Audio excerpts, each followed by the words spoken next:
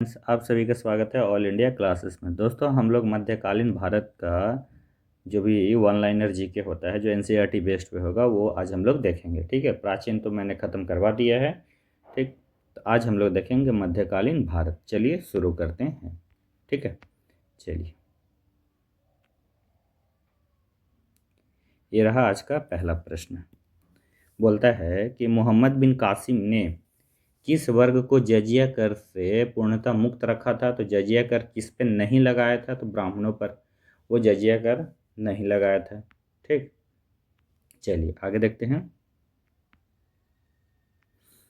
किस ग्रंथ के उल्लेखों के आधार पर यह माना जाता है कि मलेच्छों के अत्याचारों से अस्त्र होकर महर्षि जो थे वशिष्ठ ने अत्याचारियों के विनाश हेतु आबू पर्वत पर एक यज्ञ किया एवं यज्ञ के अग्निकुंड से 4 राजपूत कुलों यानी कि परमार, यानी चौलोक्य, सालंकी, प्रतिहार और चौहान का जन्म हुआ। कौन?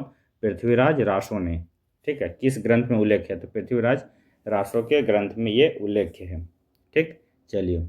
दिल्ली नगर की स्थापना किसने किया था? तो तोमरों ने, है ना। उस शासक का नाम क्या है जिसने विजय स्तंभ या कीर्ति स्तंभ का निर्माण कराया? तो राणा कुंभा ने। किसने करवाया था? राणा कुंभा ने। चलिए आगे देखते हैं। भारत की पहली बार यानी कि भारत पर पहली बार आक्रमण करने वाला कौन था? कौन था जी? अरब थे। पृथ्वीराज रासो किसने लिखा था? तो चंद बरदाई ने। ठीक है। विजय स्तंभ कहाँ स्थित है? तो ये चित्तौड़गढ़ में स्थित है। कहाँ स्थित है? चित्तौड़गढ़ में स्थित है। लिंगराज मंदिर की नींव डाली थी किसने?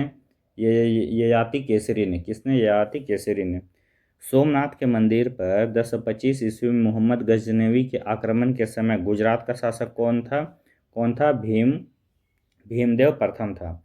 हिंदू विधि पर एक पुस्तक यानी मिताक्षरा किसने लिखे थे? मिताक्षरा किसने लिखा था? तो विज्ञानेश्वर ने। किस नाटक के कुछ अंश 2.5 दिन का झोपड़ा मस्जिद की दीवारों पर अंकित है? किस नाटक के कुछ अंश जो है ना 2.5 दिन का झोपड़े मस्जिद की दीवारों पर अंकित है? तो हरी केली, है ना।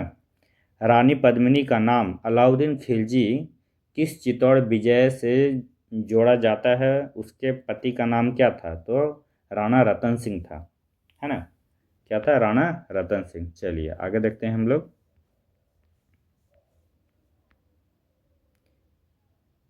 विक्रमशिला यानी कि विक्रमशिला शिक्षा केंद्र के संस्थापक कौन थे? धर्मपाल ने किया था। विक्रमशिला शिक्षा केंद्र के संस्थापक कौन थे? तो धर्मपाल थे। पाल वंश का संस्थापक कौन था जी? तो गोपाल था। पाल वंश की राजधानी कहाँ थी? तो मुंगेर, है ना, मुंगेर थी। राजकुश वंश का संस्थापक कौन था? दंती दुर्ग या दंती वर्मन द्वितीय था। किस मंदिर परिसर में एक भारी भरकम नंदी की मूर्ति है? बोलता है किस मंदिर परिसर में एक भारी भरकम नंदी की मूर्ति है जिसे भारत की विशालतम नंदी मूर्ति माना जाता है? कौन सा है? किस मंदिर परिसर में है? तो कंदरिया महादेव मंदिर में है। ठीक। किसे एक नया संवत चलाने का यश प्राप्त है? किसे? लक्ष्मण सेन को। किसे प्राप्त है जी? लक्ष्मण सेन को। गीत गोविंद के रचनाकार जयदेव किसकी सभा को अंगीकृत करते थे? जो जयदेव थे ना, किसकी सभा को अंगीकृत करते थे? तो लक्ष्मण सेन।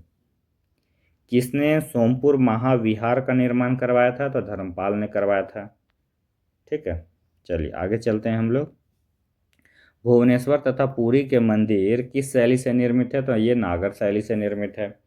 भारत के प्रथम जो भारत में प्रथम आक्रमणकारी था, भारत में प्रथम कौन था? मोहम्मद बिन कासिम था। जगन्नाथ मंदिर किस राज्य में स्थित है? तो ये उड़ीसा में स्थित है। अजय पाल संस्थापक थे, अजमेर के थे।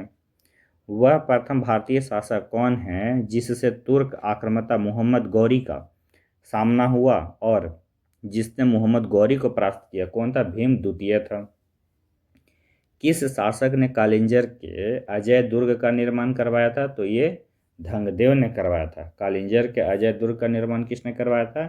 तो धंगदेव ने। वह कौन सा संवत है?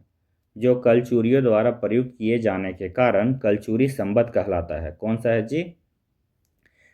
त्रैकुटक संवत है। कौन सा है? त्रैकुटक संवत है। चलिए आगे देखते हैं।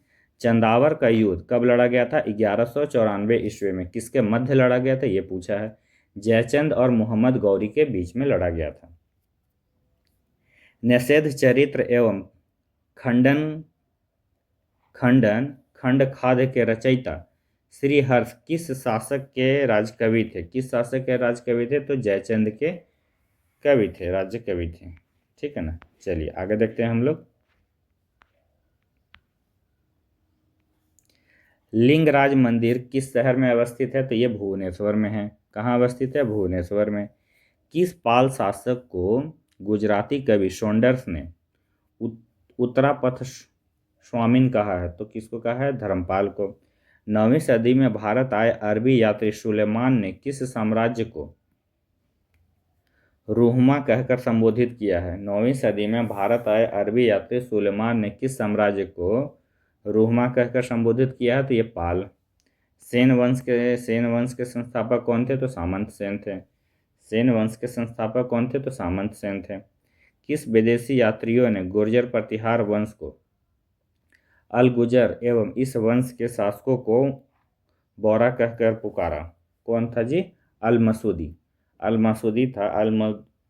अल मसूदी विदेशी यात्री ने गुर्जर प्रतिहार वंश को अल गुजर एवं इस वंश के शासकों को बोरा कहकर कौन पुकारा था? तो अल मसूदी ने। जैन वास्तुकला का प्राचीनतम उदाहरण मिलता है कहाँ मिलता है? तो ये दिलवाड़ा में मिलता है। कहाँ मिलता है जी? दिलवाड़ा में मिलता है। ठीक है। चलिए आगे चलते हैं। कायस्थों की एक जाति के रूप में प्रथम उल्लेख कहाँ मिलता है? कायस्थों की एक जाति के प्रथम उल्लेख कहाँ मिलता है? तो ओशनम स्मृति में। किसमें मिलता है? ओशनम स्मृति में। राजकुष्ट वंश जो राष्ट्रकुष्ट वंश की राजधानी कहाँ थी? तो मालखंड या फिर मानेखेड़ बोलते हैं इसको। मोढेरा का सूर्य मंदिर किस राज्य में स्थित है? तो ये गुजरात में स्थित है। ताम्रपत्र लेख दर्शाते हैं कि प्राचीन काल में बिहार के राजाओं का संपर्क था। किससे था? जावा सुमात्रा से था। ठीक है। पुण्यवर्धन भुक्ति अवस्थित थी। जो पुण्यवर्धन भुक्ति ये अवस्थित है कहाँ? उत्तर बंगाल में। जोजाक भुक्ति जो है, जोजाक भुक्ति प्राचीन नाम था किसका? बुंदेलखंड का नाम था, प्राचीन नाम। जो चंदेल, इसमें आगे दिया हुआ है कि चंदेल वंश के संस्थापक कौन थे? ननु के पुत्र जयसिंह या फिर जेजा के नाम पर ही यह प्रदेश जो था जोजाक भुक्ति कहलाया। किसको? बुंदेलखंड को हम लोग कहते थे। चलिए आगे देखते हैं।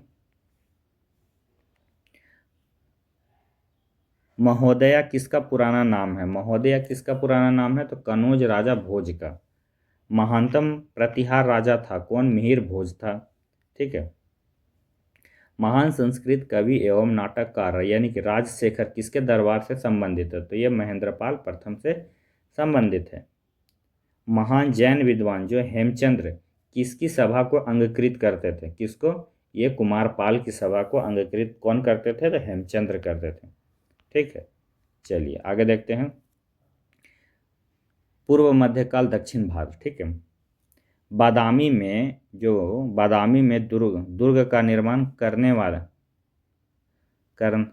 करवाने यानी कि बादामी में दुर्ग का निर्माण करवाने तथा बादामी को राजधानी बनाने का श्रेय किस चालुक्य शासक को दिया जाता है? तो इन किसको दिया जाता है? पुलकेशिनी प्रथम को दिया जाता है।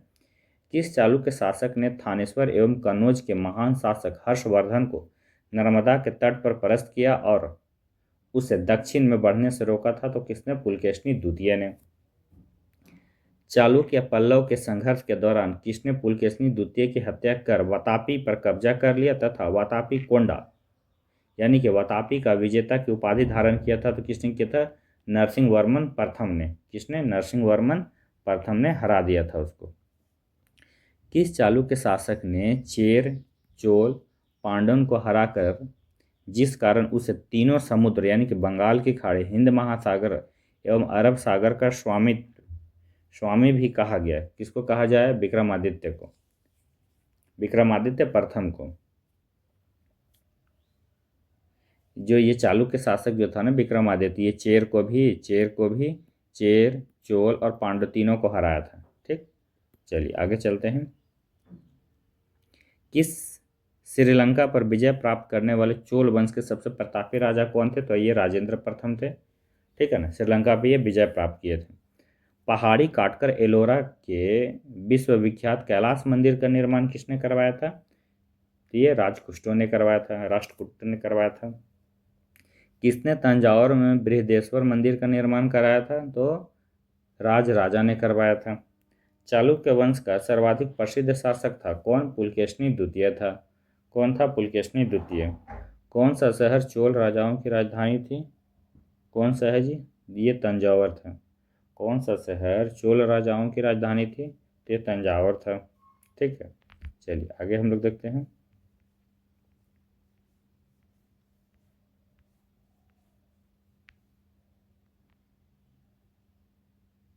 चलिए फिर आगे बोलते हैं कि पांडव साम्राज्य की राजधानी कहाँ थी? तो ये मदुरई में था। कहाँ था? मदुरई में। यानी कि राष्ट्रकूट साम्राज्य का संस्थापक कौन थे? तो ये दंतीदुर्ग थे। विरूपाक्ष मंदिर का निर्माण किसने किया था? किसने किया था? चालुक्यों ने किया था। पल्लवों के एकाश्मीय रथ मिलने का स्थान है, कहाँ पे मिला था जी? महाबलीपुरम में। होयसल की राजधानी का नाम क्या है? तो क्या है? द्वार समुद्र। महाबलीपुरम जो एक मुख्य नगर है, वह कला में किन शासकों को रुचि को दर्शाता है? तो ये पल्लवों की रुचि को दर्शाता है। यादव सम्राट की राजधानी कहाँ थी? तो ये देवगिरी में था, यादवों की। चोल राजाओं ने किस धर्म को संरक्षण प्रदान किया था? तो ये शैव धर्म को संरक्षण किसने प्रदान किया था? तो चोल राजाओं ने। चलिए आगे देखते हैं। प्रथम भारतीय शासक कौन था जिसने अरब सागर में भारतीय नौसेना की सर्वोच्चता स्थापित किया था? अरब सागर में कौन? राजा प्रथम ने। किस शासक के पास एक शक्तिशाली सेना थी? किन लोगों के पास थी? तो चोलों के पास एक शक्तिशाली सेना थी, नौसेना। ठीक है। भगवान नटराज का प्रसिद्ध मंदिर जिसमें भारतनाट्यम शिल्प कला कहाँ स्थित है? तो कहाँ स्थित है? तो चिदम्बरम में। राष्ट्रकूटों राष्ट्रकूटों को किसके द्वारा उखाड़ फेंका गया था? तो ये तैलब द्वितीय के द्वारा राष्ट्रकूटों को उखाड़ फेंका गया था। प्रशासन के क्षेत्र में चोल राजवंश का मुख्य योगदान क्या था? ये जो था ना, सुसंगठित स्थानीय स्वशासन में थे।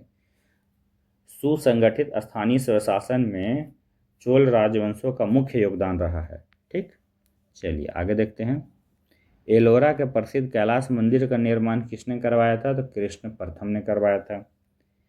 किसने कन्नड़ काव्य शास्त्र की प्राचीनतम कृति यानी कि कवि राजमार्ग की रचना किसने किया था? तो अमोघ वर्ष ने किया था।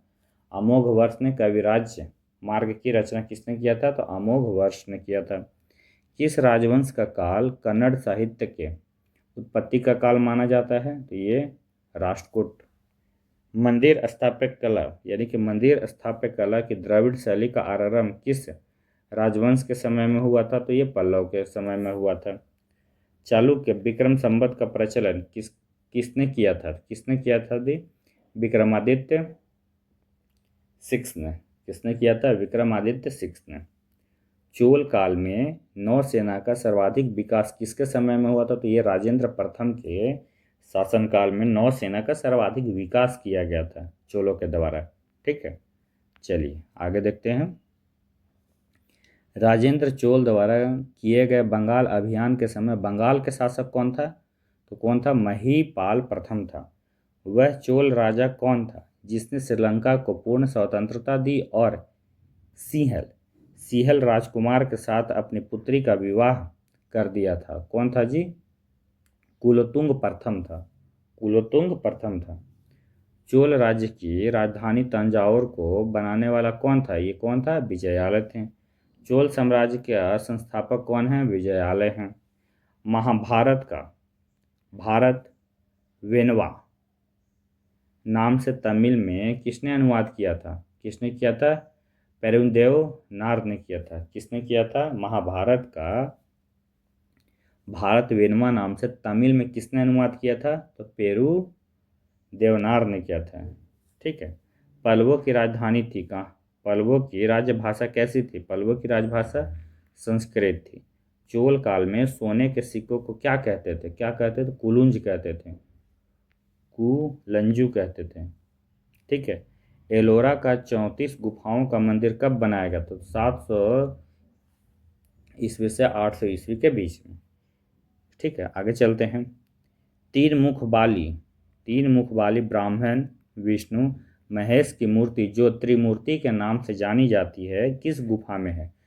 त्रिमूर्ति नाम से जाने जा मूर्ति जो कि कहाँ है? एलिफेंटा में है। होयसल स्मारक पाए जाते हैं हैलेविड और वेल्लोर में। चोलों द्वारा किसके साथ घनिष्ठ राजनीतिक तथा वैवाहिक संबंध स्थापित किए गए थे? तो वेगी के चालुक्य, है ना, के द्वारा। ठीक है, चलिए आगे देखते हैं। चलिए, चोल काल में निर्मित नटराज की कांस्य प्रतिमाओं में देवाकृत पाया जाता है। कैसा पाया जाता है? देवाकृत चतुर्भुज है। 12वीं सदी में राष्ट्रकूट वंश के 5 शिलालेख किस राज्य में मिले हैं? तो कर्नाटक में मिले हैं। दक्षिण भारत का तक्षकोलम का युद्ध हुआ था किनके बीच में हुआ था? तो चोल और राष्ट्रकूटों के मध्य हुआ था। तक्षकोलम का युद्ध हुआ था। एलोरा गुफा का निर्माण किसने करवाया था? तो राष्ट्रकूटों ने करवाया था। द्रविड़ शैली के मंदिरों में गोपुरम से क्या तात्पर्य है? तोरण के ऊपर बने अंगीकृत एवं बहुमंजिला भवन से, है ना। तोरण के ऊपर बने अलंकृत एवं बहुमंजिला भवन से। चलिए आगे चलते हैं। एलोरा में गुफाओं एवं शैलकृत मंदिरों का संबंध है केवल हिंदुओं, बौद्धों एवं जैनों से। चोल प्रशासन की विशेषता क्या थी जी? वे ग्राम प्रशासन की स्वायत्तता। चोलों का राज्य किस क्षेत्र में फैला हुआ था? तो कोरोमंडल तट, दक्कन के कुछ भाग भी शामिल थे। चोल शासकों के समय में बनी हुई प्रतिमाओं में सबसे अधिक विख्यात किसकी हुई? तो नटराज शिव की कांस्य प्रतिमा सबसे ज़्यादा विख्यात हुई थी। चोल युग प्रसिद्ध था ग्रामीण सभाओं के लिए। किसके लिए प्रसिद्ध था जी? ग्रामीण सभाओं के लिए। किस राष्ट्रकूट शासक ने रामेश्वरम में विजय स्तंभ एवं देवालय की स्थापना किया था? तो किसने किया था? तो ये कृष्ण तृतीय ने किया था। किसने किया था? कृष्ण तृतीय ने किया था। संगम वंश का अंतिम शासक किसे कहा जाता है? विरूपाक्ष द्वितीय को कहा जाता है। किसको कहा जाता है? विरूपाक्ष द्वितीय को कहा जाता है। तुलु वंश का संस्थापक कौन था? ये वीर नरसिंह है। तुलु शासक कृष्णदेवराय को किस कृति में सबसे शक्तिशाली राजा बताया गया है? तो बाबरनामा में तुलु शासक जो कृष्णदेवराय हैं ना, उनको सबसे शक्तिशाली राजा बताया गया है। किसमें? बाबरनामा में। किस बादशाह को दक्कन का नीरो कहते हैं? किसे कहते हैं? हुमायूं शाह को कहते हैं। अयंगर व्यवस्था किस प्रशासन से जुड़ी हुई थी? तो ये ग्रामीण प्रशासन से जुड़ी हुई थी। चांद बीबी किसकी पुत्री थी? तो हुसैन निजाम शाह की वो पुत्री थी। चांद बीबी का विवाह किसके साथ हुआ? तो अली आदिल शाह के साथ हुआ था। गोलकुंडा राज्य की स्थापना किसने किया था? तो कुली कुतुब शाह ने किया था। ठीक है। मालवा स्थित बाज बहादुर तथा रानी रूपमती का महल किसने बनवाया था? जो मालवा में स्थित बाज बहादुर तथा रानी रूपमती का महल किसने बनवाया था? तो नसरुद्दीन शाह ने बनवाया था। किसने बनवाया था? नसरुद्दीन शाह ने। ठीक। सोनार की बेटी का युद्ध किनके बीच हुए युद्ध को कहा जाता है? तो ये किनके बीच के युद्ध? फिरोज शाह और देवराय। किनके बीच के युद्ध को कहा जाता है? फिरोज शाह और देवराय के बीच को युद्ध को सोनार की बेटी का युद्ध कहा जाता है। चलिए आगे देखते हैं हम लोग। सल्तनत काल, है ना। सल्तनत काल 1206 से ईस्वी से लेकर 1526। महमूद गजनवी के भारत पर आक्रमण का उद्देश्य क्या था? मध्य एशिया में एक बड़े साम्राज्य की स्थापना के लिए धन प्राप्त करना, है ना। चलिए आगे देखते हैं। महमूद गजनवी के भारत पर आक्रमण के समय भारत आए विद्वान अल बरूनी ने किस महत्वपूर्ण ग्रंथ की रचना की थी? तो किताबुल हिंद की रचना किसने किया था? तो अल बरूनी ने किया था। दिल्ली सल्तनत की दरबारी भाषा क्या थी? तो यह फारसी था। आगरा नगर की स्थापना किसके द्वारा की गई थी? तो सिकंदर लोदी के द्वारा की गई थी। ठीक, चलिए आगे देखते हैं। वह दिल्ली का सुल्तान कौन था जिसकी मृत्यु चौगान यानी कि पोलो खेलते हुए हो गई थी? तो कुतुबुद्दीन ऐबक थे। ठीक, चलिए आगे देखते हैं।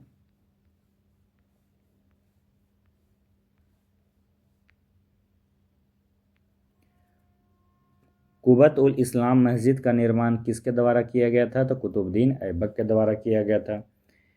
तराइन की पहली लड़ाई जो 1191 में किनके बीच हुई थी? तो मोहम्मद गौरी और पृथ्वीराज चौहान के बीच में हुआ था। किस खिलजी शासक ने दिल्ली के राज सिंहासन पर बैठने के लिए अपने ससुर की हत्या कर दिया था? तो कौन था वो? अलाउद्दीन खिलजी था। रजिया सुल्तान किसकी बेटी थी? किसकी बेटी थी? तो इल्तुतमिश की बेटी थी। मोहम्मद गौरी जो विजित प्रदेश को देखभाल के लिए किस विश्वसनीय जर्नल को छोड़कर गया था? तो किसको? कुतुबुद्दीन ऐबक को छोड़कर गया था। ठीक है, उसको बोला था कि तुम अपना देखरेख करना। महमूद गजनवी का भारत में अंतिम आक्रमण किसके विरुद्ध हुआ था? तो ये जाटों के विरुद्ध हुआ था। महमूद गजनवी किस वंश का था? तो यामनी वंश का था। महमूद गजनवी ने भारत में प्रथम आक्रमण किस राज्य के विरुद्ध किया था? तो हिंद शाही या फिर ब्राह्मण शाही। चलिए, महमूद गजनवी के आक्रमण के परिणाम स्वरूप कौन सा शहर फारसी संस्कृति का केंद्र बना? तो ये लाहौर बन गया था। किसने ढोल की तेज आवाज के साथ एक महिला को अपने पति का चिंता के साथ स्वतः को जला लेने के दृश्यों का भयानक चित्रण किया है? तो किसने किया था? तो इब्न बतूता ने किया था। भारत में मुस्लिम राज्य का संस्थापक किसे माना जाता है? तो मोहम्मद गौरी को माना जाता है। किसने यानी कि इक्तादारी प्रथा चलाई थी? तो इल्तुतमिश से ई से इल्तुतमिश और ई से इक्तादारी। लाख बख्श के नाम से जाने जाने वाला भारतीय शासक कौन था? तो कुतुबुद्दीन ऐबक था। 13वीं सदी में सेना का सर्वोच्च अधिकारी कौन होता था? तो ये खान होता था। भारत में गुलाम वंश के संस्थापक कौन थे? तो कुतुबुद्दीन ऐबक थे। कुतुब मीनार के कार्य को किसने पूरा किया था? तो इल्तुतमिश ने पूरा किया था। दिल्ली का पहला तुगलक सुल्तान कौन था? तो गयासुद्दीन तुगलक था। पंजाब के हिंदू शाही राजवंश को किसने स्थापित किया था? तो कलर ने किया था। चलिए आगे देखते हैं।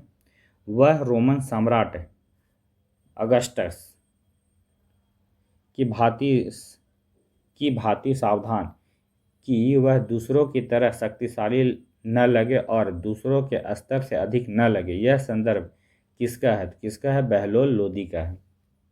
अल बरूनी किसके शासनकाल में इतिहासकार था? तो मोहम्मद गजनवी के।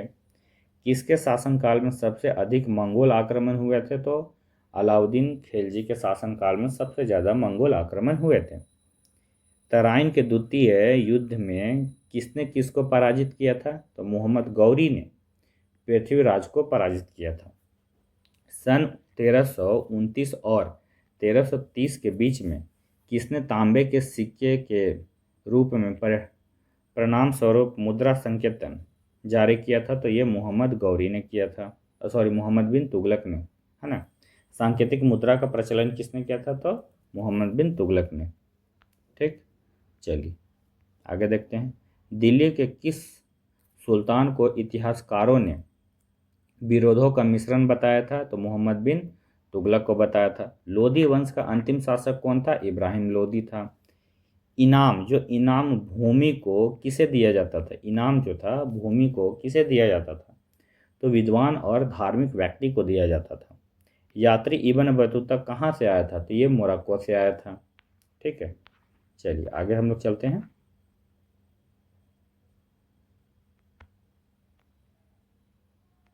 चलिए, उत्तर भारत की प्रथम मुस्लिम महिला शासक, दिल्ली पर राज करने वाली प्रथम महिला शासक थी कौन? रजिया सुल्तान थी।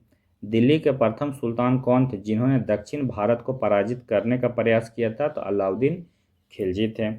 भारत पर प्रथम तुर्क आक्रमण करने वाला कौन था? मोहम्मद गजनवी था। अलाई दरवाजा किसका मुख्य द्वार था? तो ये कुतुब मीनार का था। कौन सा शासक दास या फिर गुलाम वंश से संबंधित था? तो इल्तुतमिश था। दक्षिण अफ्रीकी यात्री इब्न बतूता किसके शासनकाल में भारत आया था? तो मोहम्मद बिन तुगलक के शासनकाल में भारत आया था। महमूद गजनवी ने भारत पर कितनी बार आक्रमण किया था? तो ये 17 बार आक्रमण किया था। किसने अपने आप को खलीफा घोषित किया था? तो मुबारक शाह खिलजी ने। मुबारक शाह खिलजी ने अपने आप को क्या? खलीफा घोषित किया था। लोधी वंश के संस्थापक कौन थे? तो बहलोल लोधी थे। भारतीय इतिहास में बाजार नियमों या फिर मूल्य नियंत्रण पद्धति की शुरू किसने किया था? तो अलाउद्दीन खिलजी ने किया था। राज्य संबंधों में उलेमा के दखल का विरोध किस सुल्तान ने किया था? राज्य संबंधों में उलेमा के दखल का विरोध किस सुल्तान ने किया था? तो ये अलाउद्दीन खिलजी ने किया था। 11वीं सदी के भारत का दर्पण किसे कहा जाता है? तो किताबुल हिंद को कहा जाता है। ठीक है, चलिए, वह हिंद का युद्ध यानी कि वह हिंद का युद्ध किनके बीच लड़ा गया था? जो वह हिंद का युद्ध 1008 से 1009 ईस्वी में महमूद गजनवी और आनंद पाल के बीच में लड़ा गया था। ठीक है। दिल्ली सल्तनत का वह प्रथम सुल्तान कौन था जिसने अस्थाई सेना रखी थी? कौन था? अलाउद्दीन खिलजी था। दिल्ली के सुल्तानों में से किसने तैमूर शासक मिर्जा शाहरुख के अधिराज्य में आना स्वीकार किया था? कौन था? खिरीज खां सैयद ने। कौन गुलरुखी के उपनाम से कविता लिखा करता था? तो ये सिकंदर लोदी जो था गुलरुखी के नाम से कविता लिखा करते थे। ठीक है, चलिए आगे देखते हैं। भारत का वह प्रथम शासक कौन था जिसने मोहम्मद गौरी को पराजित किया था? तो ये सोलंकी शासक भीम द्वितीय थे। भारत का वह पहला शासक कौन था जिसने मोहम्मद गौरी को पराजित किया था? तो सोलंकी शासक भीम द्वितीय थे। मोहम्मद गौरी किस वंश का था? तो किस वंश का था जी? तो ये संसबनी वंश के शासक थे। किस वंश के मोहम्मद गौरी थे? संसबनी वंश के शासक थे। अलाउद्दीन खिलजी के आक्रमण के समय देवगिरी का शासक कौन था? तो ये उस टाइम जो थे रामचंद्र देव थे। ठीक है। जब उसने राज्य प्राप्त किया तो वह शरीयत के नियमों और आदेशों से पूर्णतः स्वतंत्र था। बर्नी ने यह कथन किस सुल्तान के लिए कहा था? ये अलाउद्दीन खिलजी के लिए कहा था। सल्तनत काल में भू राजस्व का सर्वोत्तम ग्रामीण अधिकारी कौन होता था? तो ये चौधरी को बोलते थे, है ना। दिल्ली सल्तनत में भू राजस्व का सर्वोत्तम ग्रामीण अधिकारी को हम चौधरी उस टाइम बोलते थे। ठीक है, चलिए। तैमूर के आक्रमण के बाद भारत में किस वंश का राज्य आधिपत्य हुआ? तो सैयद वंश का हुआ। किस वंश का हुआ जी? सैयद वंश का। चलिए आगे चलते हैं। किस सुल्तान के दरबार में सबसे अधिक गुलाम थे? तो फिरोज शाह तुगलक के। किस सुल्तान ने बेरोजगारों को रोजगार दिया? तो ये फिरोज शाह तुगलक। चलिए आगे देखते हैं।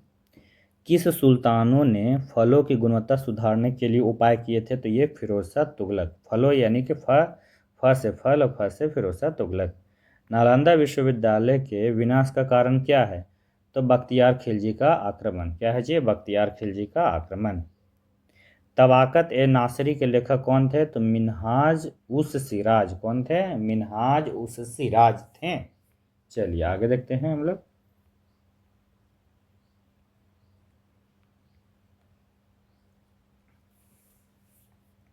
अलाई दरवाजा का निर्माण किस सुल्तान ने करवाया था? तो अलाउद्दीन खिलजी ने करवाया था।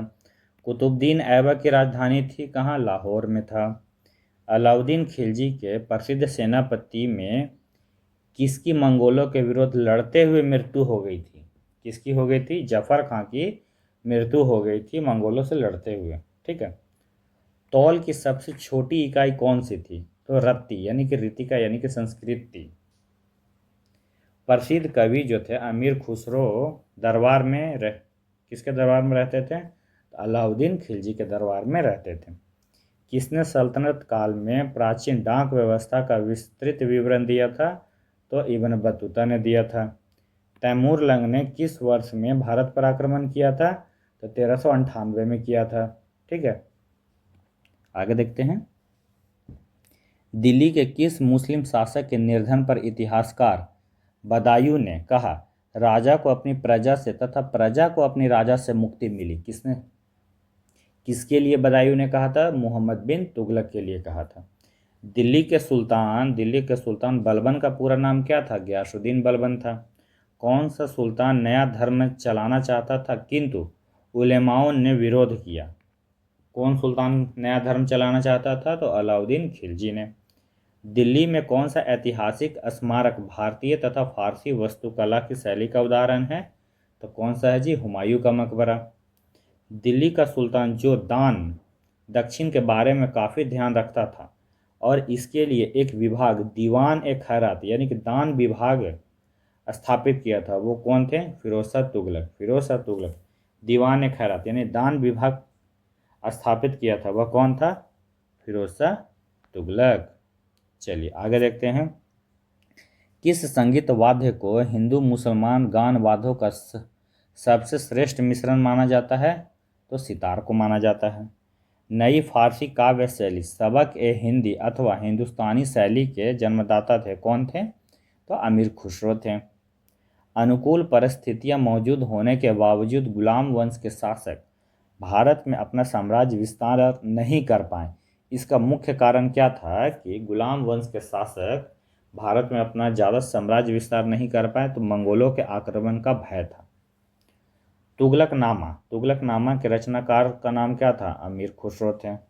भारत में मोहम्मद गौरी ने किसको प्रथम अक्ता प्रदान किया था? किसको? भारत में मोहम्मद गौरी ने किसको प्रथम अक्ता प्रदान किया था? तो कुतुबुद्दीन ऐबक को। किसको? कुतुबुद्दीन ऐबक को। ठीक है, चलिए।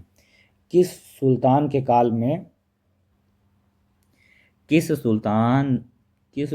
के काल में खालसा भूमि अधिक पैमाने पर विकसित हुआ था? तो ये अलाउद्दीन खिलजी के शासनकाल में, जो कि खालसा भूमि अधिक पैमाने पर विकसित हुआ था।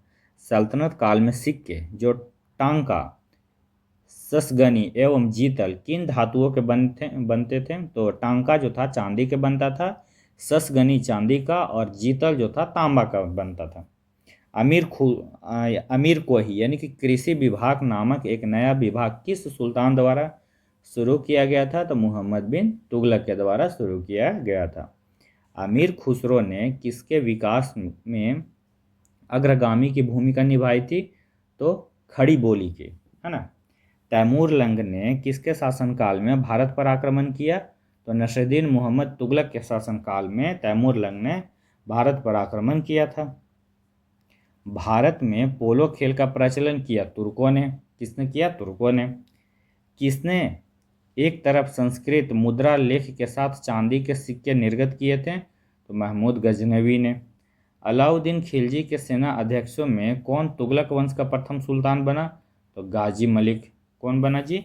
गाजी मलिक बने। ठीक है, चलिए आगे देखते हैं।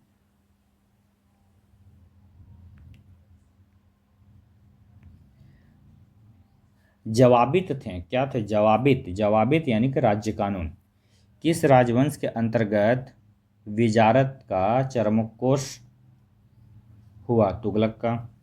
2.5 दिन झोपड़ा मस्जिद यानी कि अजमेर का निर्माण किसने करवाया? तो कुतुबुद्दीन ऐबक ने करवाया। कौन अपने को ईश्वर का अभिशाप कहलाता था? तो चंगेज खां। दिल्ली सल्तनत का पहला सुल्तान कौन था जिसने दोआब के आर्थिक महत्व को समझा? तो इल्तुतमिश था। दिल्ली सल्तनत के तुगलक राजवंश का अंतिम शासक कौन था? तो कौन था? नसरुद्दीन मोहम्मद था। ठीक, चलिए आगे देखते हैं। सल्तनत काल में फवाजिल का अर्थ क्या था? सल्तनत काल में फवाजिल का अर्थ क्या था? इसका अर्थ था इक़्तिदारों द्वारा सरकारी खजानों में जमा की जाने वाली अधिशेष राशि। दिल्ली का सुल्तान जो भारत में यानी कि नहरों के सबसे बड़े जाल का निर्माण करने के लिए प्रसिद्ध था, तो वो कौन था? फिरोज शाह तुगलक। चंगेज खा के अधीन मंगोलों ने किसके शासनकाल में भारत पर आक्रमण किया? तो इल्तुतमिश के शासनकाल में। अपनी शक्ति को समेकित करने के बाद बलबन ने भय उपाधि धारण किया था, तोता ए हिंद की। कौन से सुल्तान की मृत्यु अफगानपुर यानी कि तुगलकाबाद में लकड़ी से बने स्वागत भवन के गिरने से हुआ था? तो गयासुद्दीन तुगलक की मृत्यु हो गई थी लकड़ी गिरने से। ठीक। नहर निर्माण कराने वाले दिल्ली का प्रथम सुल्तान था, कौन था? गयासुद्दीन तुगलक था। लोदी वंश का सर्वाधिक शक्तिशाली सुल्तान कौन था? सिकंदर लोदी था। किसने भूमि मापने का पैमाना गज ए सिकंदरी का प्रचलन किया? तो सिकंदर लोदी ने किया।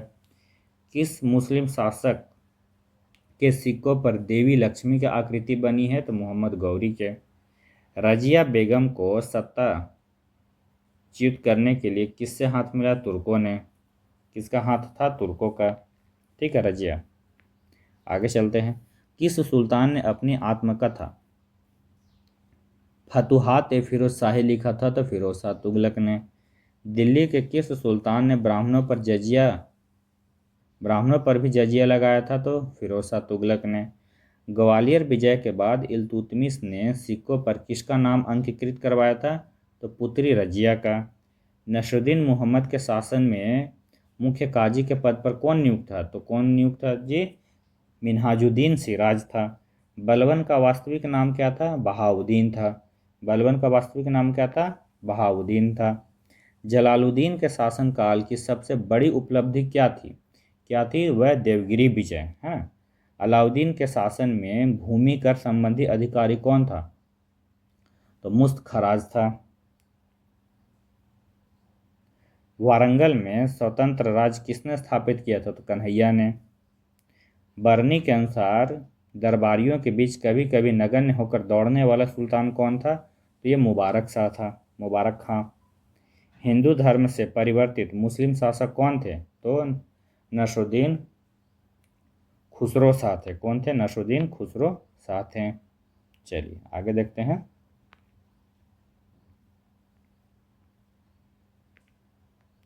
नसरुद्दीन खुसरो शाह कौन सी उपाधि धारण किया था? तो पैगंबर का सेनापति का उपाधि धारण किया था। दिल्ली का प्रथम अफगान शासक कौन था? तो बहलोल लोदी था। इक्ता प्रथा की शुरुआत किसने किया था? तो इल्तुतमिश ने किए थे।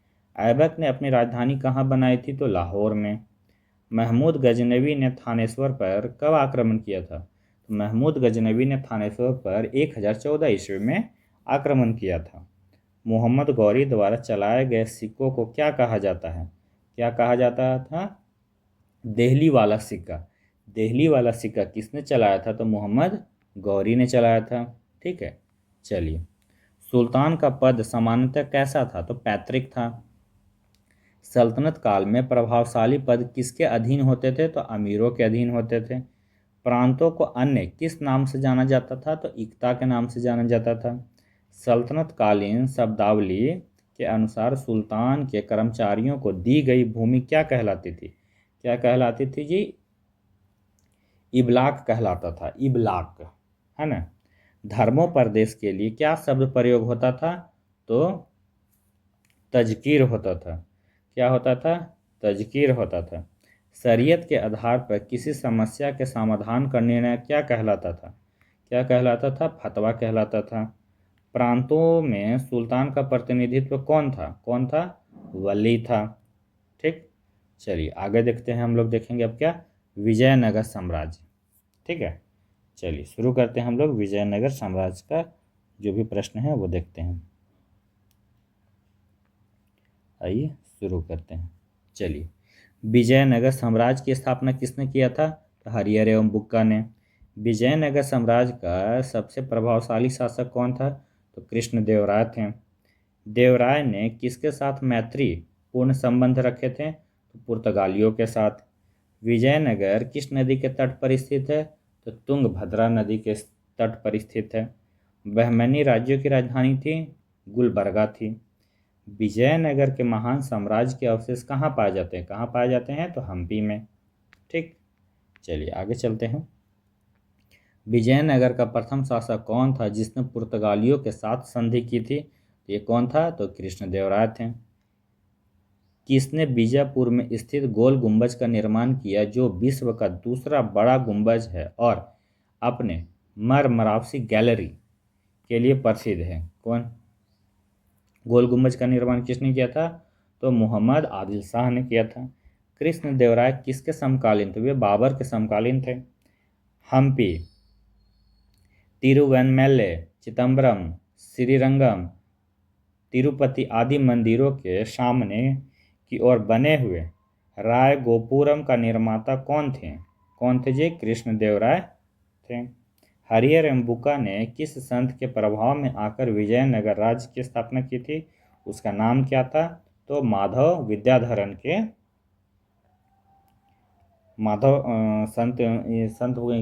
संत के प्रभाव पड़ा था माधव विद्याधरन, है ना, हरिहर एवं बुक्का। चलिए आगे देखते हैं। कौन सा स्थान विजयनगर साम्राज्य में गलीचा निर्माण के लिए प्रसिद्ध था? तो कालीकट था। मीनाक्षी मंदिर कहाँ स्थित है? तो मदुरई में स्थित है। विजयनगर साम्राज्य की स्थापना कब हुआ था? तो 14वीं सदी में हुआ था। कृष्णदेवराय राजा थे विजयनगर के। चार मीनार का निर्माण किसने करवाया? तो कुली कुतुब शाह ने। गोलकुंडा गोलकुंडा कहाँ अवस्थित है? हैदराबाद में। हम्पी का खुला संग्रहालय किस राज्य में है? तो कर्नाटक में। चलिए आगे चलते हैं।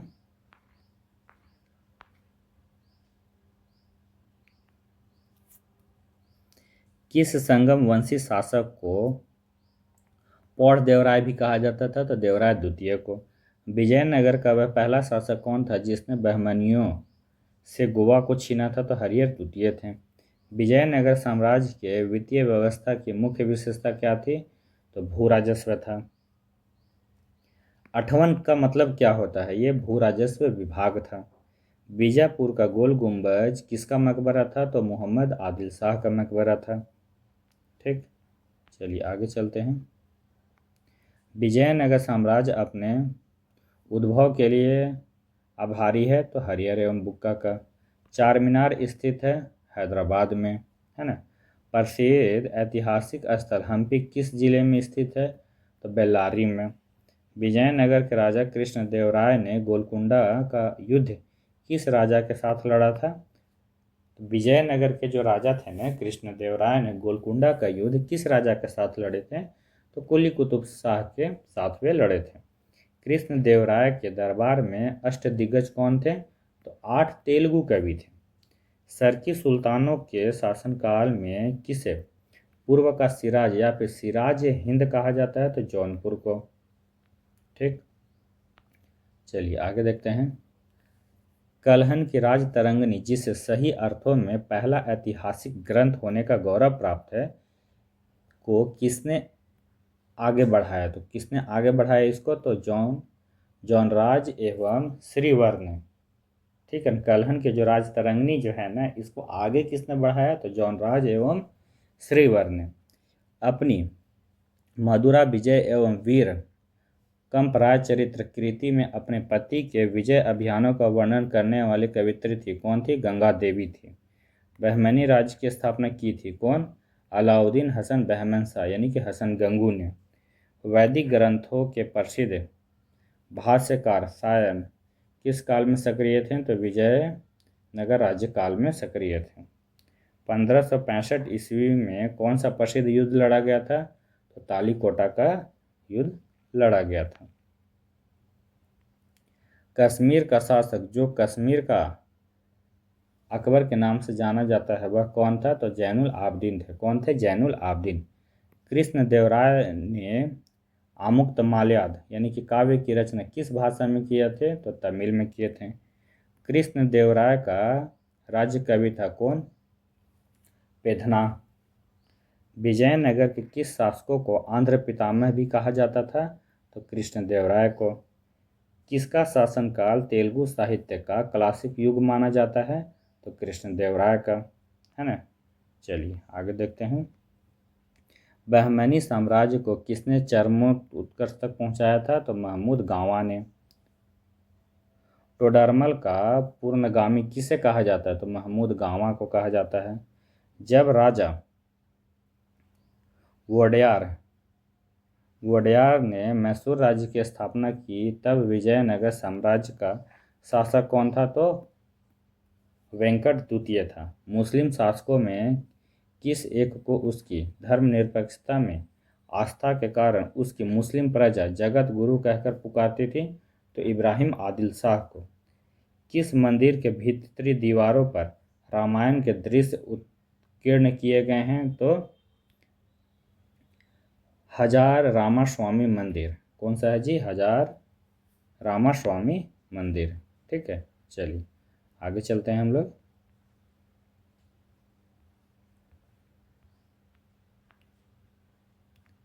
चलिए इसको देखते हैं। मदुरई की मीनाक्षी मंदिर का निर्माण कराया था मदुरई के नायकों ने। महाभारत का बांग्ला में अनुवाद बंगाल के किस सुल्तान ने करवाया था? तो नुसरत शाह ने। अहमदाबाद की स्थापना किसने किया था? तो अहमद शाह प्रथम ने। प्रसिद्ध विजय विठल मंदिर जिसके 56 तक्षित स्तंभ संगीतमय स्वर निकालते हैं कहाँ अवस्थित है? तो विठल स्वामी मंदिर कहाँ स्थित है? तो हम्पी में।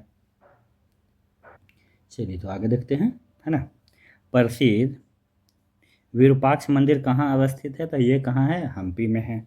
विजयनगर में प्रचलित सती प्रथा को क्या कहा जाता है? क्या? सहगमन महाप्रयाण। विजयनगर में प्रचलित सती प्रथा को क्या कहा जाता है जी? तो सहगमन महाप्रयाण। ठीक है, चलिए आगे देखते हैं। विजयनगर के साथ युद्ध में पहली बार बारूद का प्रयोग किसने किया था? तो मोहम्मद शाह प्रथम ने किया था। विजयनगर साम्राज्य की कौन सी व्यवस्था विशिष्ट थी? तो नायंकर का। हरिहर जो था किसका पुत्र था? ये संगम का पुत्र था। बुक्का किसका भाई था? तो यह हरिहर का भाई था। बुक्का ने कौन सी उपाधि धारण की थी? तो वेदमार्ग प्रतिष्ठापक की उपाधि धारण किया था बुक्का ने। पांडुरंग महात्म्य की रचना किसने किया था? पांडुरंग महात्म्य की रचना किसने किया था? तो तेनालीराम कृष्ण ने किया था। तेलुगु भाषा में अमुक्तमाल्याद पुस्तक किसने लिखा था? तो कृष्णदेव राय ने लिखे थे। चलिए आगे चलते हैं। भक्ति आंदोलन से प्रश्न देखेंगे, ये भी काफ़ी इंपॉर्टेंट रहता है। चलिए, भक्ति आंदोलन के प्रारंभिक प्रतिपादक थे कौन थे? रामानुजन आचार्य थे। महाराष्ट्र में भक्ति संप्रदाय किसकी शिक्षाओं द्वारा फैला? तो संत ज्ञानेश्वर। महाराष्ट्र में किनके द्वारा फैला था? तो संत ज्ञानेश्वर के द्वारा। कबीर के गुरु कौन थे जी? वो रामानंद थे। संत कबीर का जन्म कहाँ हुआ था? तो मगहर और वाराणसी में हुआ था। मगहर और वाराणसी में। सभी भक्ति संतों के मध्य एक समान विशेषता थी कि उन्होंने क्या? अपनी वाणी को उसी भाषा में लिखा जिसे उनके भक्त समझते थे। ठीक है, सरल लैंग्वेज में लिखते थे जिसको वो पढ़ पाए। ठीक, चलिए आगे देखते हैं। भक्ति आंदोलन का प्रारंभ किसने किया था जी? अलवार नैनार संतों द्वारा। किनके द्वारा किया गया था? अलवार नैनार संतों के द्वारा। रामानुज के अनुयायियों को क्या कहा जाता है? तो वैष्णव कहा जाता है। आदि शंकर जो बाद में शंकराचार्य बने उनका जन्म हुआ था कहाँ हुआ था? आदि शंकराचार्य का तो पश्चिम बंगाल में। विजय के रचयिता कौन थे जी? कबीर थे। भक्ति रस कवित्री मीराबाई थी। जो भक्ति रस कवित्री मीराबाई थी एक राजपूत शासक की पत्नी थी। चैत्र महाप्रभु किस संप्रदाय से जुड़े थे? तो गौड़ीय संप्रदाय से। पुष्टि मार्ग के दर्शन की स्थापना किसने किया था? तो बल्लभाचार्य ने किया था। किस संत ने ईश्वर को अपने पास अनुभव कराने के लिए नृत्य एवं गीतों के माध्यम बनाया था? किस संत ने ईश्वर को अपने पास अनुभव कराने के लिए नृत्य एवं कीर्तन के माध्यम को अपनाया था? कौन थे जी? तो चैतन्य महाप्रभु। ठीक है, चलिए आगे देखते हैं। अद्वैतवाद के सिद्धांत के प्रतिपादक कौन थे? तो ये शंकराचार्य थे। गीत गोविंद के रचयिता कौन थे? जयदेव थे। भक्ति आंदोलन के दौरान असम में किसने इस आंदोलन का प्रतिनिधित्व किया था? तो शंकरदेव। असम में पूछेगा तो शंकरदेव। गुरु नानक का धर्म उपदेश है, क्या है? मानव बंधुत्व का। क्या है जी? मानव बंधुत्व का। प्रसिद्ध भक्त कवित्री मीराबाई के पति का नाम क्या था? राजकुमार भोजराज था। क्या था? राजकुमार भोजराज। चलिए आगे देखते हैं।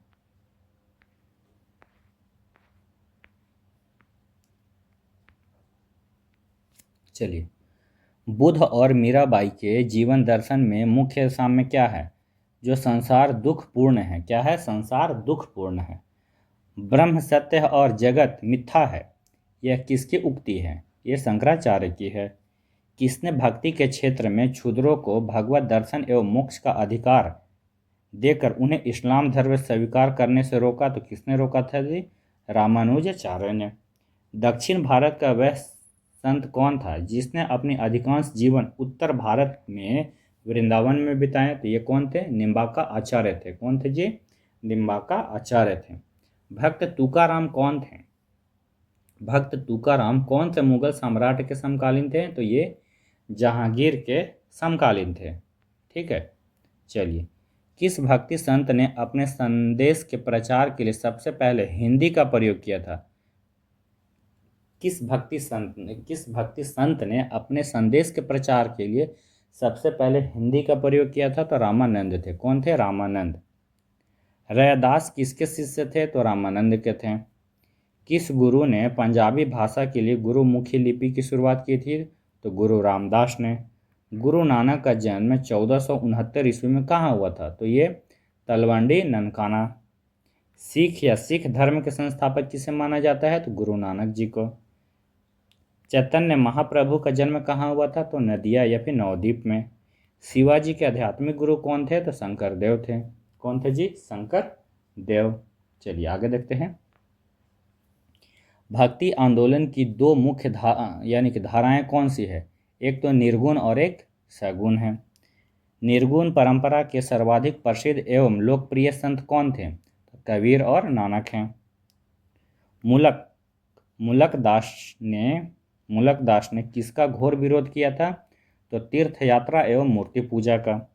यदि एक पत्थर की पूजा होती है तो दूसरे को पैरों तले क्यों रौंदा जाता है? यह किसने कहा था? एक पत्थर की हम लोग पूजा करते हैं और दूसरे पत्थर को पैरों तले रौंद देते हैं, ये किसने कहा था? नामदेव ने।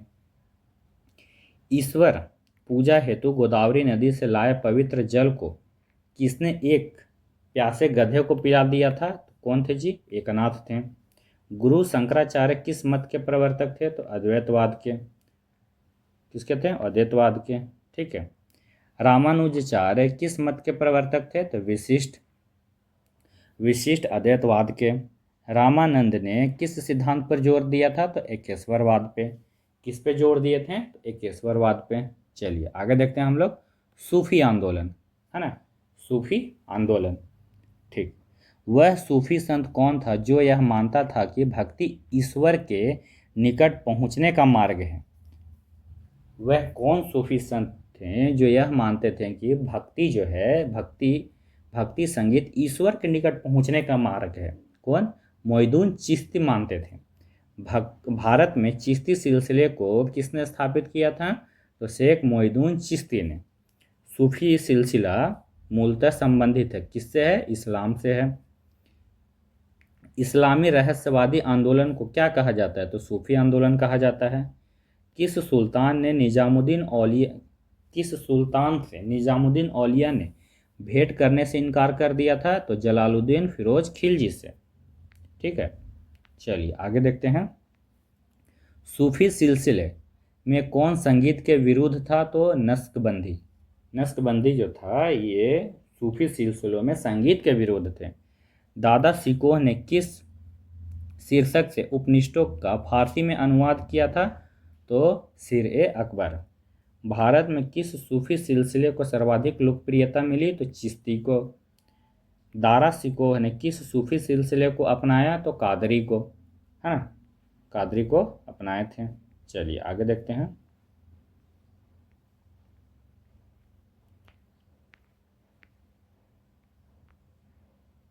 चलिए, किसे शेख उल हिंद की पदवी प्रदान की गई थी? तो शेख सलीम चिश्ती को। किस सूफी सिलसिले की गतिविधियों किस सूफी सिलसिले की गतिविधियों का मुख्य केंद्र बिहार था? तो ये फिरदौसी का। सूफिया कलाम जो एक प्रकार का भक्ति संगीत था, जो विशेषता है किसका? कश्मीर की विशेषता है। सूफी संत ख्वाजा मोइनुद्दीन चिश्ती किसके शासनकाल में राजस्थान आए थे? तो पृथ्वीराज चौहान के। प्रसिद्ध सूफी सलीम चिश्ती रहते थे, कहाँ रहते थे? फतेहपुर सीकरी में, है ना। चलिए आगे देखते हैं। किस सूफी को बख्तियार काकी यानी बख्तियार काकी कहा गया? तो ख्वाजा कुतुबुद्दीन को। काव्याभिव्यक्ति के रूप में उर्दू का प्रयोग करने वाला पहला लेखक कौन था? तो अमीर खुसरो था। दक्षिण भारत में चिश्ती सिलसिले की नींव रखने वाला कौन था? तो शेख बुरहानुद्दीन गरीब था। दक्षिण भारत में चिश्ती सिलसिले की नींव रखने वाला कौन था? तो शेख बुरहानुद्दीन गरीब था। मिराज उल आस्किनी उर्दू शायरी की पहली किताब के सूफी रचयिता कौन थे? तो सैयद मोहम्मद गेस दुराज, या इनको हम बोलते थे बंदा नवाज, है ना। चलिए आगे देखते हैं। अकबर जिस सूफी संत का बड़ा आदर करता था और जिसके आशीर्वाद से शहजादा सलीम यानी कि जहांगीर का जन्म हुआ था, वो कौन था? शेख सलीम चिश्ती। चिराग ए देहवलिया किसे कहा जाता है? तो शेख नासिरुद्दीन चिश्ती को कहा जाता है। सूफियों को कामकाज का केंद्र क्या कहलाते थे? जो सूफियों के कामकाज का केंद्र क्या कहलाते थे? तो खानकाहे कहलाते थे। सूफी लोग किस प्रकार के जीवन पर जोर देते थे? तो एकांतवाद और पवित्र जीवन पे वे जोर देते थे। हजरत शेख निजामुद्दीन औलिया के लोग किस नाम से पुकारते थे? तो किस नाम से पुकारते थे? तो महमूद इलाही के नाम से पुकारते थे। ठीक है, चलिए आगे देखते हैं। फना शब्द का प्रयोग किस हेतु यानी कि किस हेतु किया गया था? तो ईश्वर प्रेम में अंतर्गमन होना। जो फना शब्द का प्रयोग किस हेतु किया गया था? तो ईश्वर प्रेम में अंतर्गमन होना। ठीक है। विभिन्न संप्रदाय उनके संस्थापक संप्रदाय। फिरदौसी के संस्थापक कौन थे? शेख बहरुद्दीन थे। सतारी संप्रदाय के संस्थापक कौन थे? शाह अब्दुल सतारी थे। कादरी संप्रदाय के संस्थापक कौन थे? शेख अब्दुल कादिर जिलानी थे। नक्शबेदी संप्रदाय के संस्थापक कौन थे? ख्वाजा बाकी बिल्लाह। महादवी संप्रदाय के संस्थापक कौन थे? तो सैयद मोहम्मद महदवी थे। रोशनिया संप्रदाय के संस्थापक कौन थे?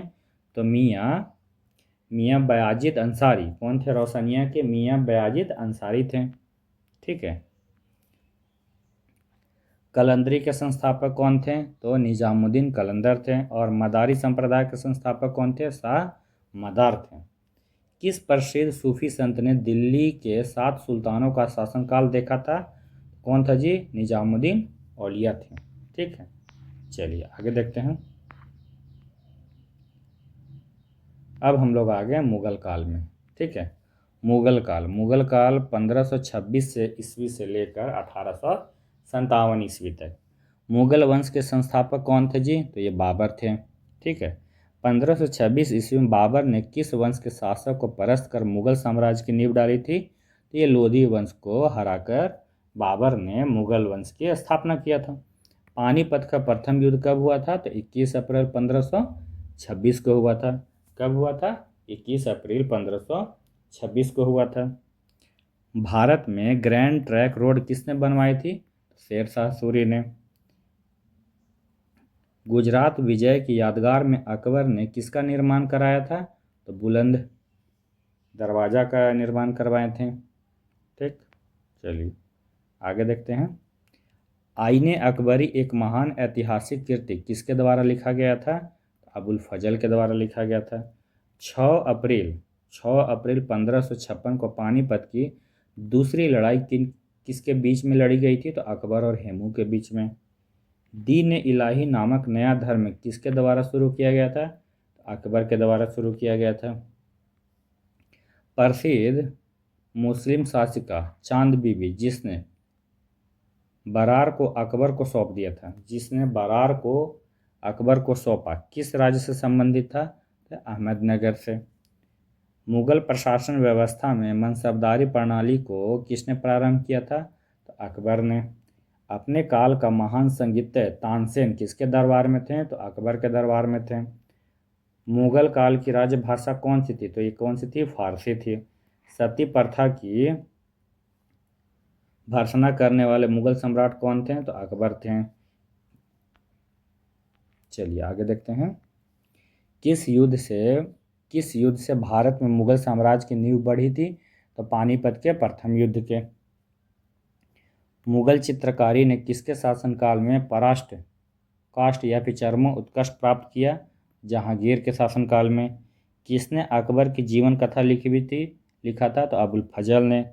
किस मुगल शासक ने भारत की वनस्पति और प्राणी जगत, ऋतुओं और फलों का विशद विवरण अपनी दैनिक यानी कि डायरी में दिया है? तो बाबर ने। शेर शाह का महानता का घोतक क्या है? प्रशासनिक सुधार है ना। चलिए, हुमायूं नामा किसने लिखा था? तो गुलबदन बेगम ने। अकबर के शासन में महाभारत का फारसी भाषा में अनुवाद किया गया था, वह किस नाम से जाना जाता है? तो रजनामा के नाम से जाना जाता है। किस मुगल सम्राट ने सैयद भाइयों को गिराया था? तो मोहम्मद शाह ने। कौन अंतिम मुगल सम्राट थे? तो बहादुर शाह द्वितीय थे। अकबर के शासनकाल में भू राजस्व सुधारों के लिए कौन उत्तरदायी था? तो टोडरमल था, है ना। चलिए, अकबर द्वारा बनाए गए उपासना भवन पूजा गृह क्या नाम है? तो इबादत खाना। सुप्रसिद्ध संगीतज्ञ तानसेन और बैजू बावरा किसके शासनकाल में सुविख्यात थे? तो अकबर के शासनकाल में। रामचरितमानस के लेखक तुलसीदास किसके शासनकाल से संबंधित हैं? तो अकबर के। बाबर मूल रूप से कहाँ का शासक था? तो फरगना का शासक था। ठीक है, चलिए आगे देखते हैं हम लोग।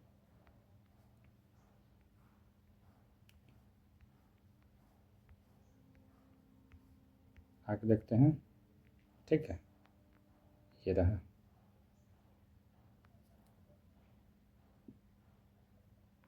बोलता है किसने मुगल साम्राज्य की राजधानी को आगरा से दिल्ली स्थानांतरित किया? तो शाहजहां ने। अकबर के युवा अवस्था में उसका संरक्षण कौन था? बैरम खां था। किस स्थान पर नादिर शाह ने चढ़ाई नहीं की थी? तो कन्नौज पर। किसने ऐसे बाग बगीचे जिसमें बहता पानी हो के निर्माण की परंपरा की शुरुआत किया था? तो बाबर ने किया था। राजा बीरबल की उपाधि किसे दी गई थी? तो महेश दास को। औरंगजेब ने ज़्यादा भवनों का निर्माण नहीं करवाया क्योंकि उसे अपने शासनकाल में निरंतर युद्ध करने पड़े थे। ठीक, चलिए आगे देखते हैं। किस मुगल शासक का 2 बार राज्याभिषेक हुआ था? तो औरंगजेब का। ग्रैंड ट्रैंक सड़क जोड़ती है कोलकाता एवं अमृतसर को। वर्ष 1526 में लड़ी गई पानीपत की पहली लड़ाई में बाबर से कौन पराजित हुआ था? तो इब्राहिम लोदी। शेर शाह सूरी का मकबरा कहाँ स्थित है? तो सासाराम में। अकबर का राज्याभिषेक कहाँ हुआ था? तो कालानौर में। गुरु अर्जुन देव समकालीन थे किसके? तो वो जहांगीर के समकालीन थे। किस राजपूत वंश ने अकबर के सामने समर्पण नहीं किया था? तो सिसोदिया वंश ने अकबर के सामने समर्पण नहीं किया था। किस मुगल शासक को आलमगीर कहा जाता है? तो औरंगजेब को।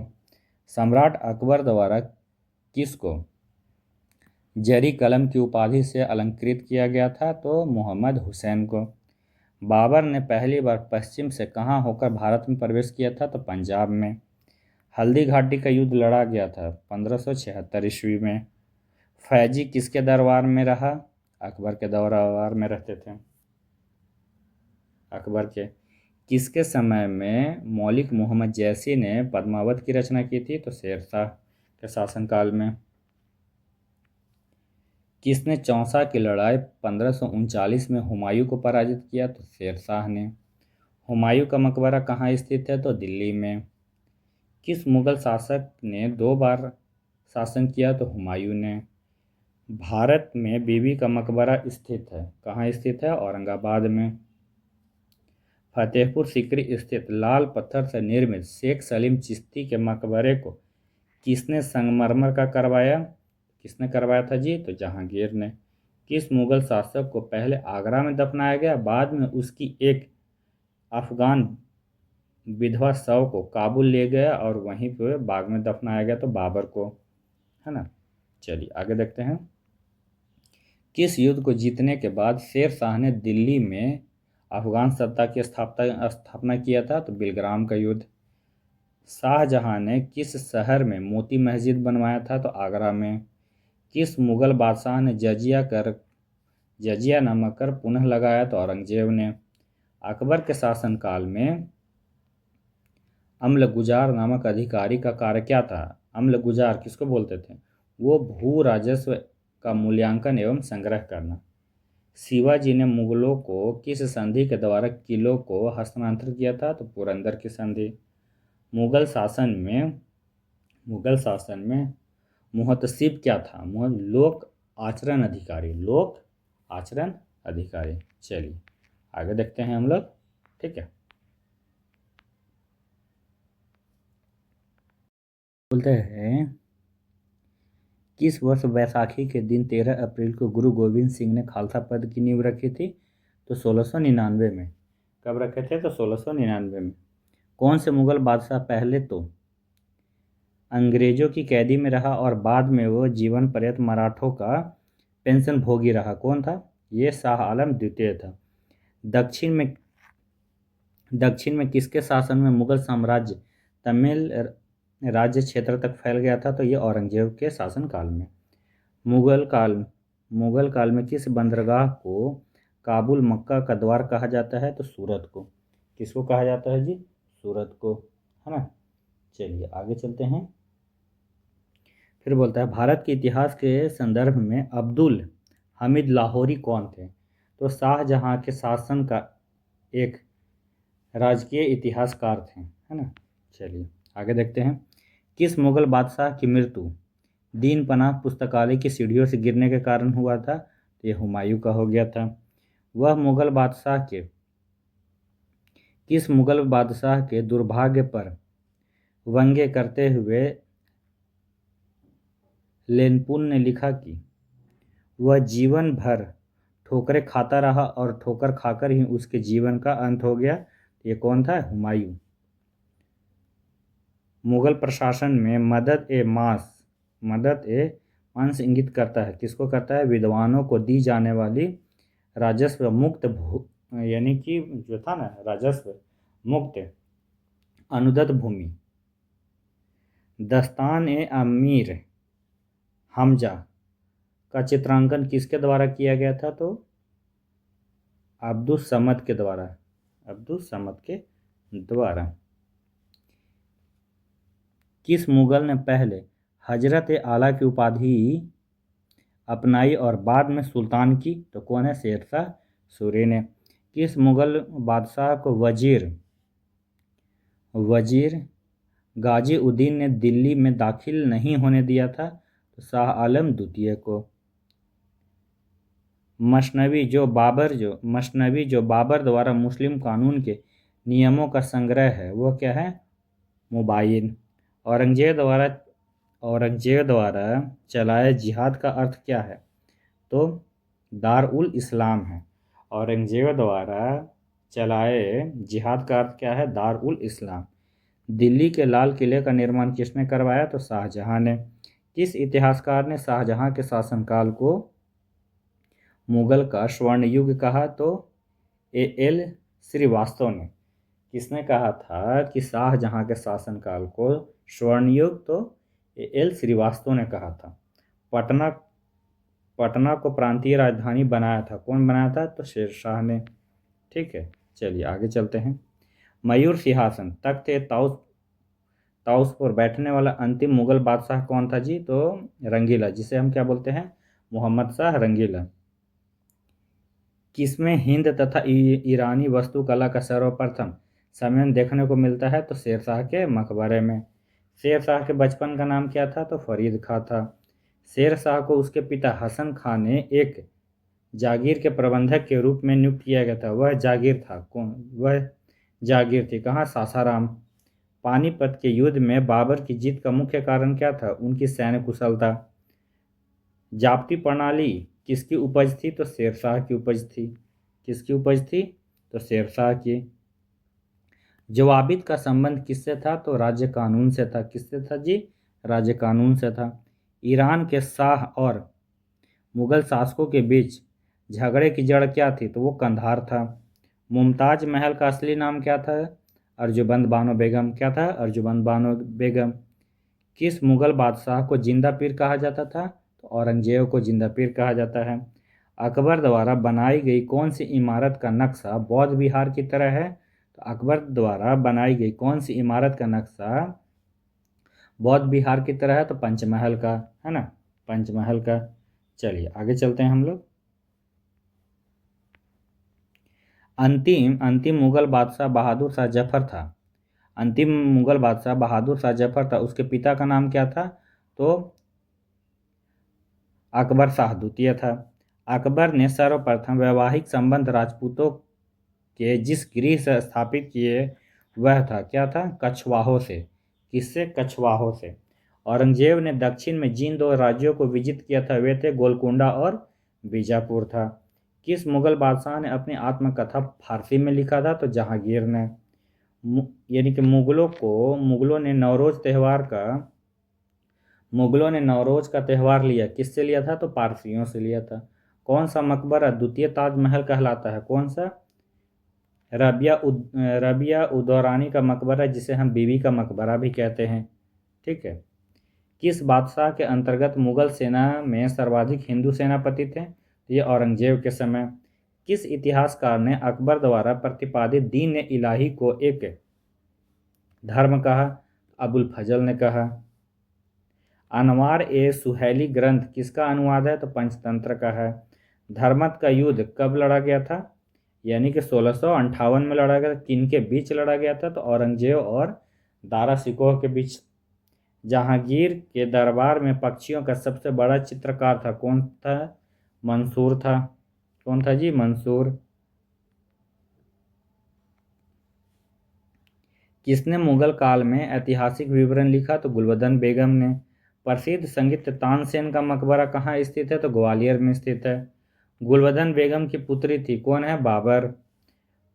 मुगल प्रशासन में जिले को किस नाम से जाना जाता है? तो सरकार के नाम से जाना जाता है। किस सिख गुरु की मृत्यु के लिए औरंगजेब जिम्मेदार है? तो गुरु तेग बहादुर। भारत के मुगल शासक बनने पर जहरुद्दीन मोहम्मद ने क्या नाम रखा? क्या? बाबर, है ना, जहरुद्दीन मोहम्मद। अकबर के काल में महाभारत का फारसी में अनुवाद किसके निर्देशन में हुआ? तो फैजी के निर्देशन में। दिल्ली का प्रसिद्ध जामा मस्जिद का निर्माण किसने किया? तो शाहजहां ने किया। किस मुसलमान विद्वान का हिंदी साहित्य के लिए सबसे महत्वपूर्ण योगदान रहा? तो अब्दुल रहीम खाने खाना का। अकबर द्वारा बनाई गई श्रेष्ठतम इमारतें पाई जाती है फतेहपुर सिकरी में। हल्दी घाटी का युद्ध कब लड़ा गया था? 1576 के पीछे अकबर का मुख्य उद्देश्य क्या था? राणा प्रताप को अपने अधीन लाना। क्या था? राणा प्रताप को अपने अधीन लाना। ठीक है। मुगल सम्राट अकबर के समय प्रसिद्ध चित्रकार कौन थे? तो दसवंत थे। अकबर के समय कौन थे? दसवंत थे। शेर शाह ने असरफी रुपया दाम नामक नए सिक्के चलवाए, वे जिन धातु से बने होते वे कौन थे? असरफी जो होता था सोना, रुपया चांदी का बना होता था, दाम जो होता था तांबा का बना होता था। ठीक। अकबर के शासनकाल में पुनर्गठन केंद्रित प्रशासन तंत्र के अंतर्गत सैनिक भाग का प्रमुख कौन होता था? तो मीर बख्शी होता था। ठीक है। चलिए आगे चलते हैं। किसने अकबर की कब्र को खोदकर उसकी हड्डियों को जला दिया? तो राजा राम ने। किसने जलाया था जी? अकबर की कब्र को खोदकर उसकी हड्डियों को जला दिया। कौन? राजा राम ने। अकबर का सबसे अंतिम विजय अभियान कौन था? असीरगढ़ विजय। कौन था? असीरगढ़ विजय। अकबर के नवरत्न में से एक बीरबल किस अभियान के समय मारे गए? तो यूसुफ जाइयों के विरोध को दबाते समय वे मारे गए, है ना। चलिए आगे देखते हैं। अकबर ने किसे कविराज या कविराज की उपाधि दी थी? तो बीरबल को दिया था। जहांगीर के निर्देश पर किसने अबुल फजल की हत्या कर दी थी? तो वीर सिंह बुंदेला ने। वीर सिंह बुंदेला ने। मेवाड़ से युद्ध तथा चित्तौड़ की संधि किसके शासनकाल की महत्वपूर्ण उपलब्धि है? तो जहांगीर की शासनकाल की महत्वपूर्ण उपलब्धि है। अंतिम रूप से जजिया कर समाप्त करने वाला मुगल बादशाह कौन था? मोहम्मद शाह, जिसे रंगीला भी कहते थे। अकबरनामा किसने लिखा था? तो अबुल फजल ने लिखा था। अहमदाद उद्दौला का मकबरा आगरा में किसने बनवाया? तो नूरजहां ने बनवाया था। ठीक, चलिए आगे देखते हैं। राजपूताना यानी कि राजपूताना के राज्यों में से किस एक ने अकबर की संप्रभुता स्वीकार नहीं की थी? तो कौन नहीं किया था? मेवाड़ों ने। किस मध्यकालीन भारतीय शासक ने पट्टा एवं काबुलियत प्रथा आरंभ किया था? किसने किया था पट्टा एवं काबुलियत प्रथा? शेरशाह ने। मुगल सम्राट औरंगजेब कौन सा वाद्य यंत्र बजाते थे? तो ये वीणा बजाते थे। जहांगीर को कहाँ दफनाया गया था जी? लाहौर में। प्रसिद्ध जैन आचार्य कौन थे जिनको अकबर ने बहुत सम्मानित किया था? तो हरिविजय सूरी को, है ना। अकबर ने बहुत सम्मानित किया था हरिविजय सूरी को। लंदन में ब्रिटिश ईस्ट इंडिया कंपनी के गठन के समय भारत का कौन सा बादशाह था? कौन सा था जी? अकबर था। कौन सा था? अकबर था। शाहजहां के काल में कौन सी यूरोपीय यात्री भारत आया था? तो पीटर मुंडी आया था। अकबर ने दीन इलाही प्रारंभ किया था कब? 1582 में। दिल्ली का पुराना किला किसके द्वारा बनाया गया था? शेर शाह के द्वारा बनाया गया। अपने पूर्वजों की उपाधि मिर्जा को त्याग कर बाबर ने कौन सी उपाधि धारण किया था? तो पादशाह की। अफगानों की शक्ति को बाबर ने किस युद्ध में कुचला? जो अफगानों की जो शक्ति था बाबर ने किस युद्ध में कुचल दिया? तो घाघरा के युद्ध में। बाबर की उदारता के कारण उसे कौन सी उपाधि दी गई थी? तो कलंदर की उपाधि दी गई थी। बाबर ने युद्ध में किस रण पद्धति को अपनाया था? तो ये तुगलमा पद्धति को अपनाया था। ठीक है, चलिए। भारत विजय के उपलक्ष्य में बाबर से कोहिनूर हीरा किसे प्राप्त हुआ? हुमायूं को। हुमायूं से सहायता की यातना हेतु उसने राखी भेजी थी। हुमायूं से सहायता की यातना हेतु किसने उसे राखी भेजा था? तो राजमाता कर्णवती, जो चित्तौड़गढ़ ने। ठीक है। अबुल फजल ने हुमायूं को क्या कहकर संबोधित किया था? अबुल फजल ने हुमायूं को क्या कहकर संबोधित किया था? इंसान ए कामिल। इंसान ए कामिल। किस शासक ने स्वयं को सुल्तान उल अदल की उपाधि धारण की थी? सुल्तान उल अदल की उपाधि कौन धारण किया था? शेरशाह। शेरशाह कौन सा नया सिक्का प्रचलित किया था? तो रुपया। ठीक, आगे चलिए देखते हैं। सिक्कों पर शेरशाह के नाम और पद किस लिपि में लिखे गए हैं? तो देवनागरी में लिखे गए हैं। शेरशाह द्वारा बनाई गई 1700 सरायों का प्रबंध कौन करता है? तो सिकदार करता है। अकबर की माता का नाम क्या है? तो हमीदा बानो बेगम। अकबर के राजकवि तथा प्रसिद्ध संगीतकार कौन थे? तो तानसेन थे। अकबर ने मालवा पर विजय कब प्राप्त किया? अकबर ने मालवा पर विजय कब प्राप्त किया? तो 1561 ईस्वी में। 1561 ईस्वी में मालवा का शासक कौन था? तो बाज बहादुर था। कौन था जी? बाज बहादुर था। चलिए आगे देखते हैं।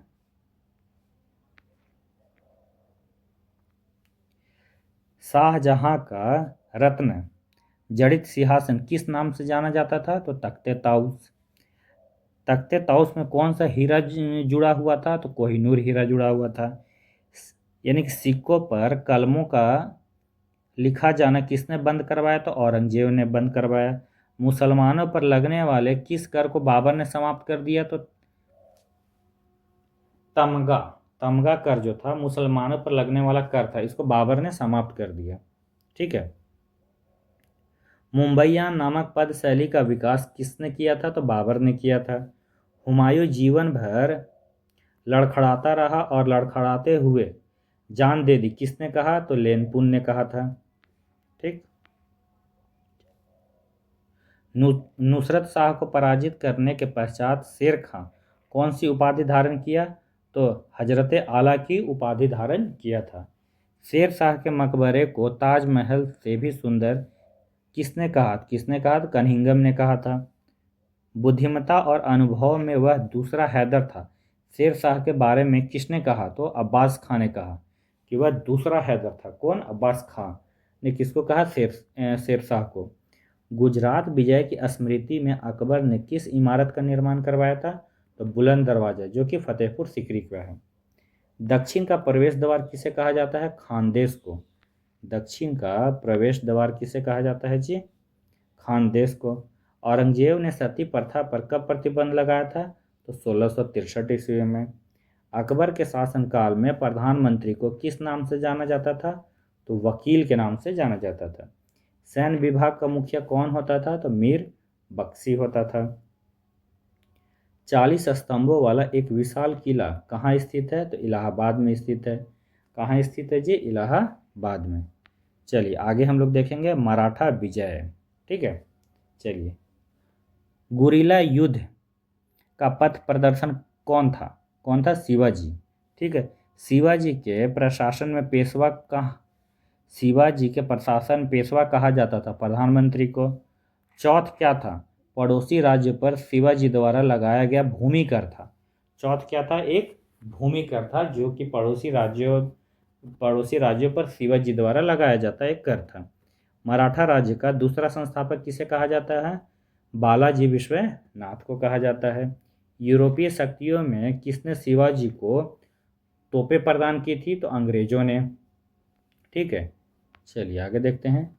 शिवाजी ने मुगलों को किस संधि के द्वारा किले को हस्तांतरित कर दिया था? तो पुरंदर की संधि के द्वारा। शिवाजी का राज्याभिषेक कहाँ हुआ था? तो ये रायगढ़ में हुआ था। किसके शासनकाल में मराठा प्रमुख संभाजी की हत्या कर दी गई थी? तो औरंगजेब के। किसके शासनकाल में मराठा प्रमुख संभाजी की हत्या कर दी गई थी? तो औरंगजेब के शासनकाल में। शिवाजी के साम्राज्य की राजधानी कहाँ थी? तो रायगढ़ थी। पानीपत की तीसरी लड़ाई, जो कि 1761 ईस्वी में किनके बीच हुआ था? तो पेशवा बाजीराव द्वितीय और अहमद शाह अब्दाली के बीच। ठीक है। शिवाजी सर्वाधिक प्रभावित थे किससे? जीजाबाई से। ठीक है। चलिए आगे देखते हैं। अष्टप्रधान यानी कि मंत्री परिषद किस शासक के शासनकाल में था? शिवाजी के। दास बोध के रचनाकार कौन हैं? तो समर्थ रामदास हैं। कौन? समर्थ रामदास थे। चलिए आगे हम लोग देखते हैं।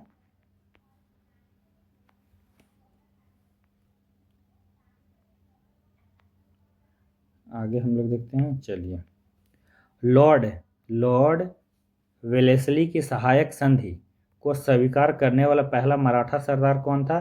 तो पेशवा बाजीराव द्वितीय थे। सरंजामी प्रथा का संबंध किससे है? तो मराठा भूराजस्व व्यवस्था से।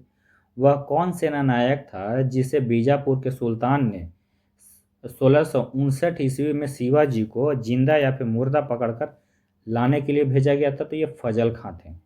वह कौन से सेना नायक था जिसे बीजापुर के सुल्तान ने 1659 में शिवाजी को या तो जिंदा पकड़ के ला या तो मुर्दा पकड़ को लाने के लिए भेजा था? किसको भेजा था? अफजल खां को। शिवाजी मुगलों की कैद से भागने के समय कौन से नगर में कैद थे? तो आगरा में थे। ग्वालियर राज्य की स्थापना किसने की थी? तो जीवाजी राव सिंधिया ने। किसने किया था? ग्वालियर राज्य की स्थापना किसने किया था? जीवाजी राव सिंधिया ने। आगे चलते हैं।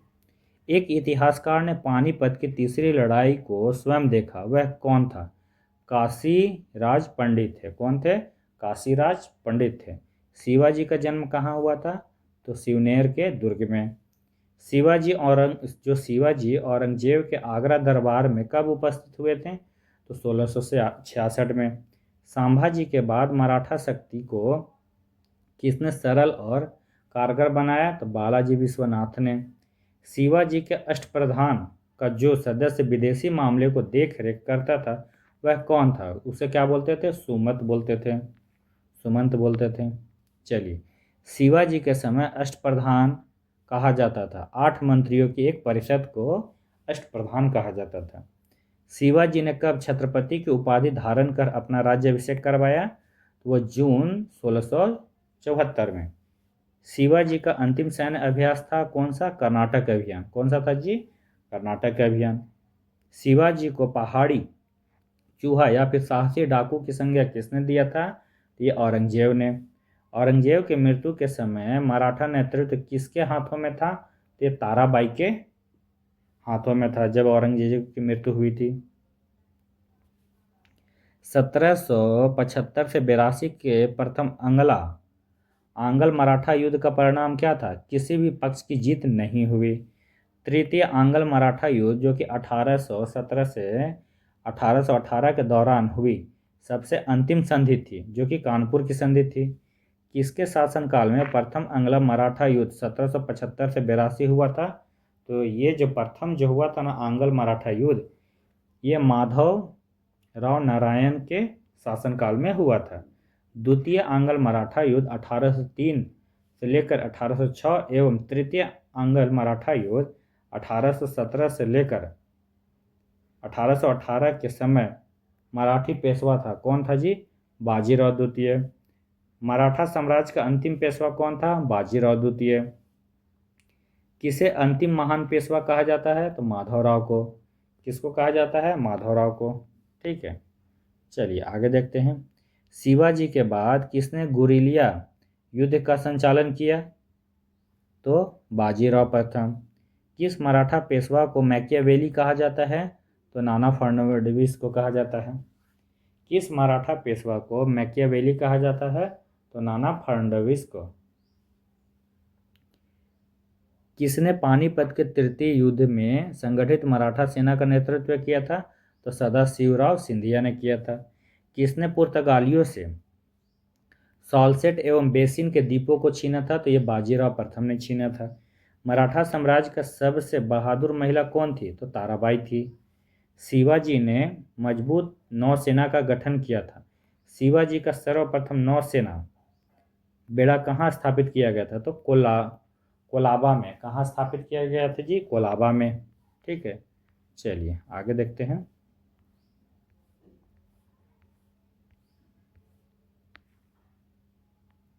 मराठा राज्य के संस्थापक कौन थे? तो शिवाजी थे।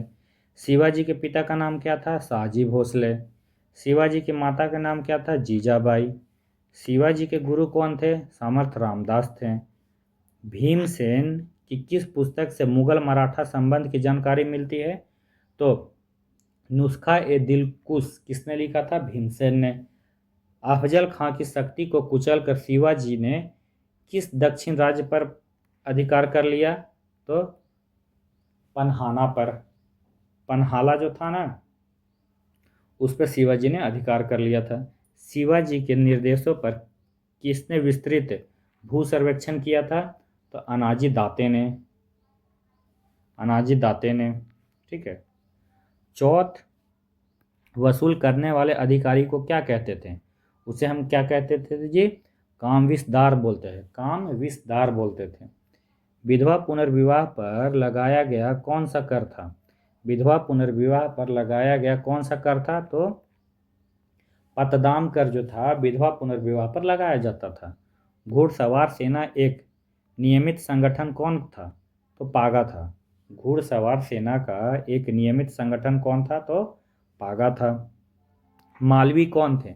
मालवी पहाड़ी लड़ाकू जाति थे। ठीक है, घुड़सवार सेना का प्रधान कौन होता था? तो सर ए नौबत हुआ करता था।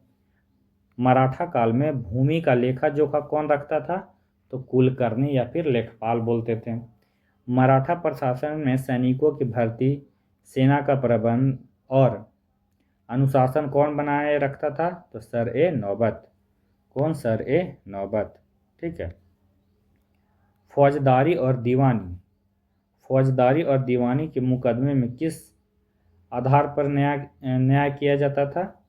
जो फौजदारी और दीवानी के मुकदमे में किस आधार पर न्याय किया जाता था? मनुस्मृति के आधार पर न्याय किया जाता था।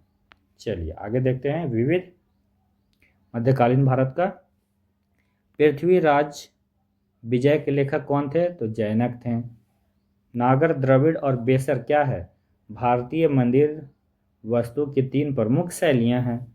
बड़ा इमाम बाड़ा कहाँ स्थित है? तो लखनऊ में स्थित है। किस राजपूत शासक ने चित्त मुहम्मद शाही नामक आंकड़ों का महसूस बनाया?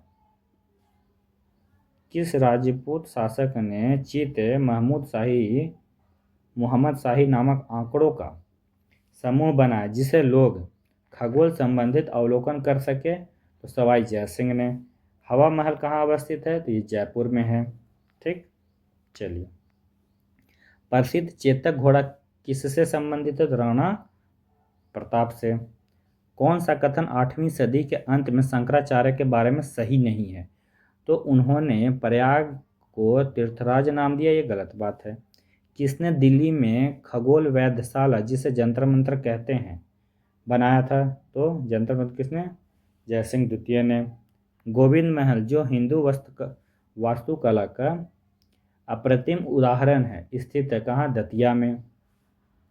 कौन बीज गणित के क्षेत्र में अपने योगदान के लिए विशेष रूप से जाना जाता है? तो भास्कर।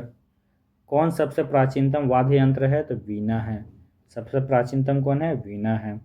कौन से बृहद मंदिर के आरंभिक अभिकल्पना तथा निर्माण सूर्यवर्मन द्वितीय के राज्यकाल के दौरान हुआ? अंकोर वाट मंदिर। किस कंपनी ने सर्वप्रथम भारत को रेल सेवा प्रारंभ की? तो ग्रेट इंडियन पेनिसुलर यानी कि GIP रेलवे ने। ठीक, चलिए आगे।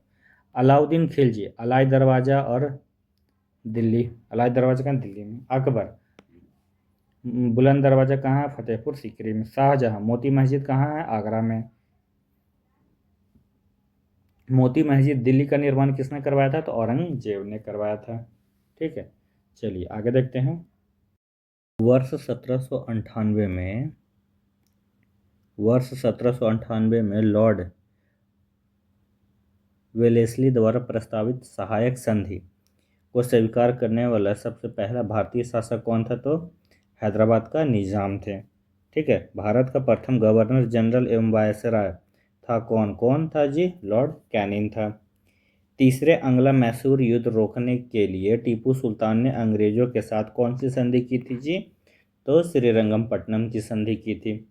किस सिख गुरु ने फारसी में जफरनामा लिखा था? तो गुरु गोविंद सिंह ने। किस सिख गुरु ने नानक की जीवनी लिखी थी? तो गुरु अंगदेव ने, है ना। सिखों के सैन्य संप्रदाय खालसा पंथ का प्रवर्तन किसने किया? तो गुरु गोविंद सिंह ने किया। ठीक है, चलिए आगे देखते हैं। 1757 में सिराजुद्दौला किसके द्वारा पराजित किया गया था? तो क्लाइव द्वारा। सुगौली की संधि 1816 ईस्वी में किनके बीच संपन्न हुई थी? तो ईस्ट इंडिया कंपनी और नेपाल के बीच। टीपू सुल्तान की मृत्यु 1799 में कहाँ हुई थी जी? तो श्रीरंगपट्टनम में। हड़प्पा नीति यानी कि डॉक्ट्रिन ऑफ लैप्स के अंतर्गत कौन से भारतीय राज कब्जे में किए गए थे? तो ये झांसी था, नागपुर था एवं सतारा था।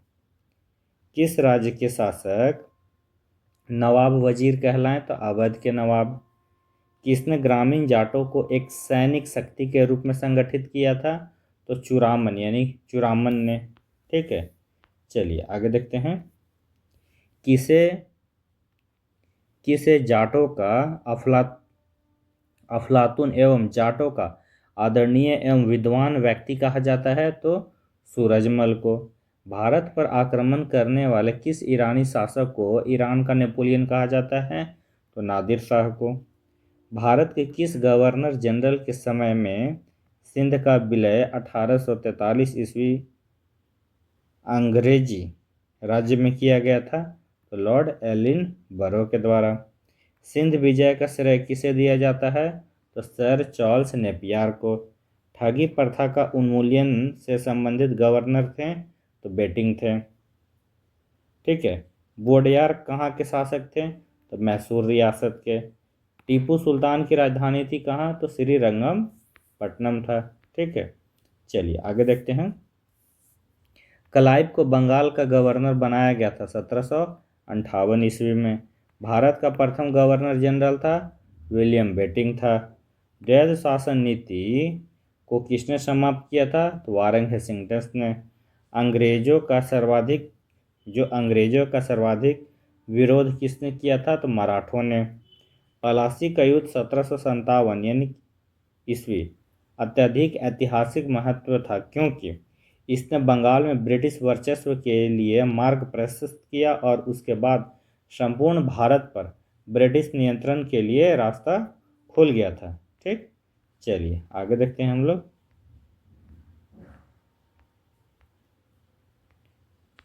ठीक है, ये रहा। चलिए शुरू करते हैं। ब्रिटिश सरकार भारतीयों को आधुनिक शिक्षा देनी चाहती थी। इसमें उनका उद्देश्य क्या था? भारत में अपनी राजनीतिक सत्ता की नींव सुदृढ़ करना। ठीक है।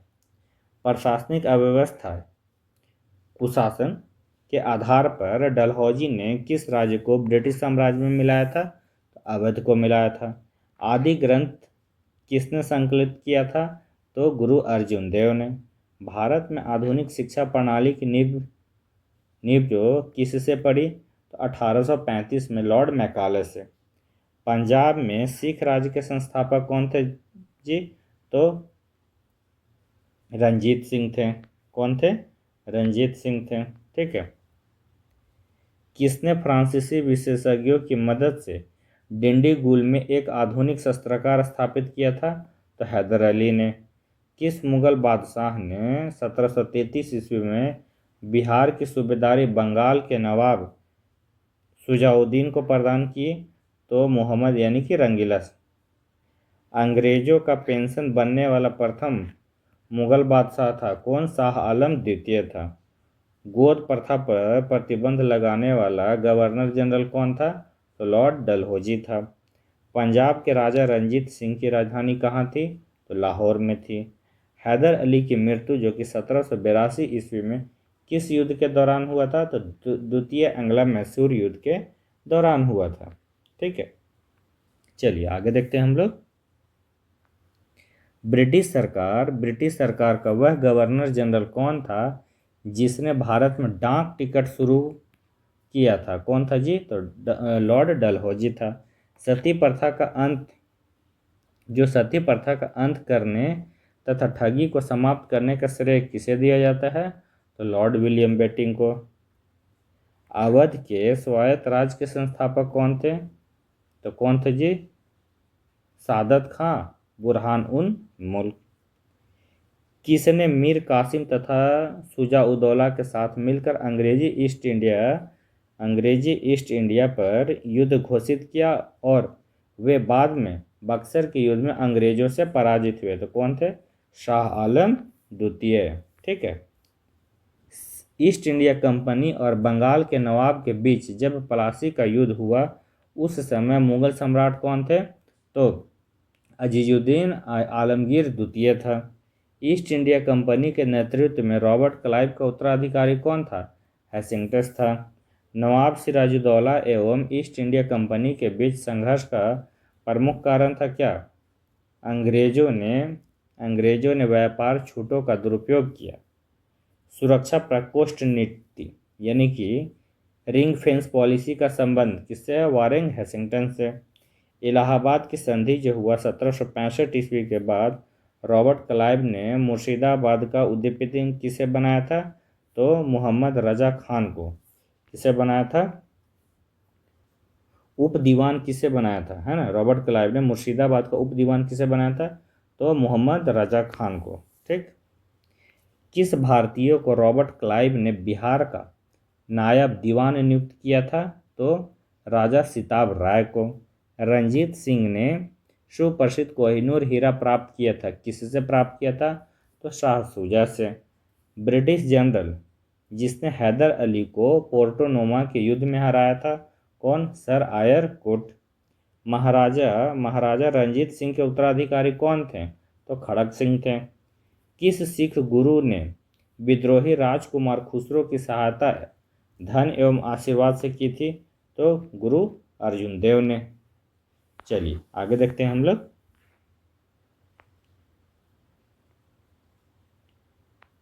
सबसे अधिक निर्णायक युद्ध जिसने अंग्रेजों के भारत में प्रभुत्व को स्थापित कर दिया था वो कौन था? बक्सर का युद्ध था। 1 नवंबर 1858 को महारानी विक्टोरिया का घोषणा पत्र इलाहाबाद में पढ़कर किसने सुनाया था? तो लॉर्ड कैनिंग ने। रंजीत सिंह किस मिशन से संबंधित थे? तो सुकर चकिया से। तथा कथित कुशासन के आधार पर किस गवर्नर जनरल ने मैसूर राज्य के प्रशासन को ले लिया था? तो लॉर्ड विलियम बेटिंग ने।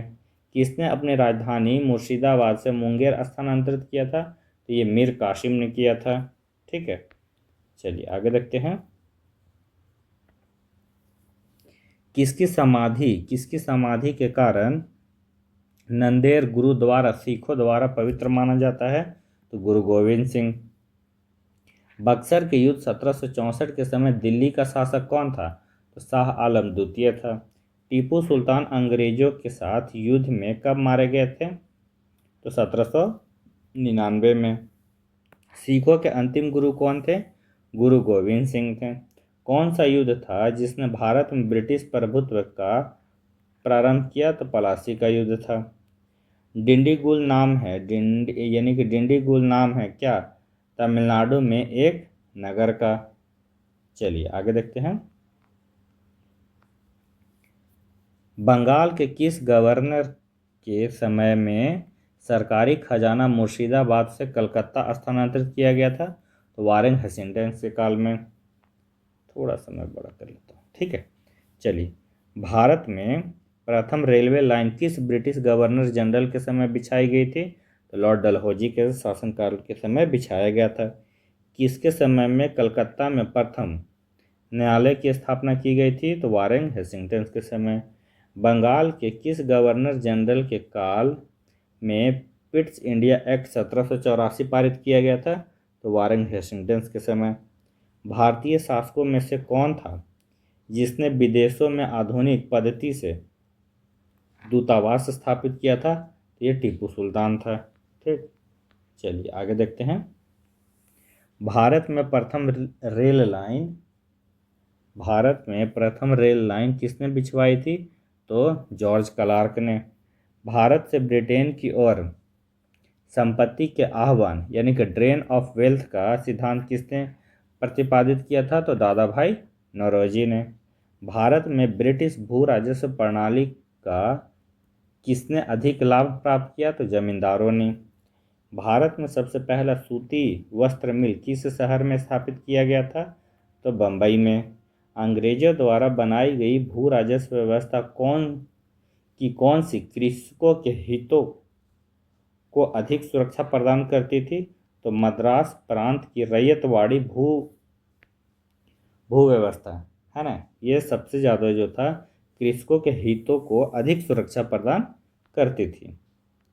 किसके द्वारा बंगाल और बिहार का अस्थायी बंदोबस्त यानी कि स्तंभरारी बंदोबस्त शुरू किया गया था? तो लॉर्ड कॉर्नवालिस के द्वारा।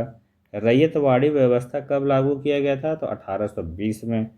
अंग्रेजी शासनकाल में भारत का कौन सा क्षेत्र अफीम उत्पादन के लिए प्रसिद्ध था? तो ये बिहार था। 18वीं सदी में बंगाल में वस्त्र उद्योग के पतन के लिए उत्तरदायी कारण क्या था? तो ये ब्रिटेन को निर्यात करने वाले माल पर उच्च तट कर। ठीक है, चलिए आगे देखते हैं।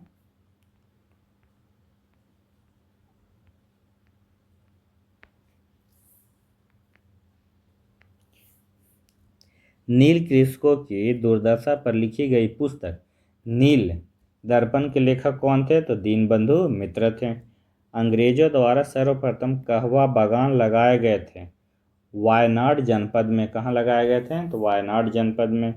अंग्रेजी शासन के दौरान भारत के आर्थिक दोहन के विचार का प्रतिपादन किसने किया था? तो दादा भाई नौरोजी ने।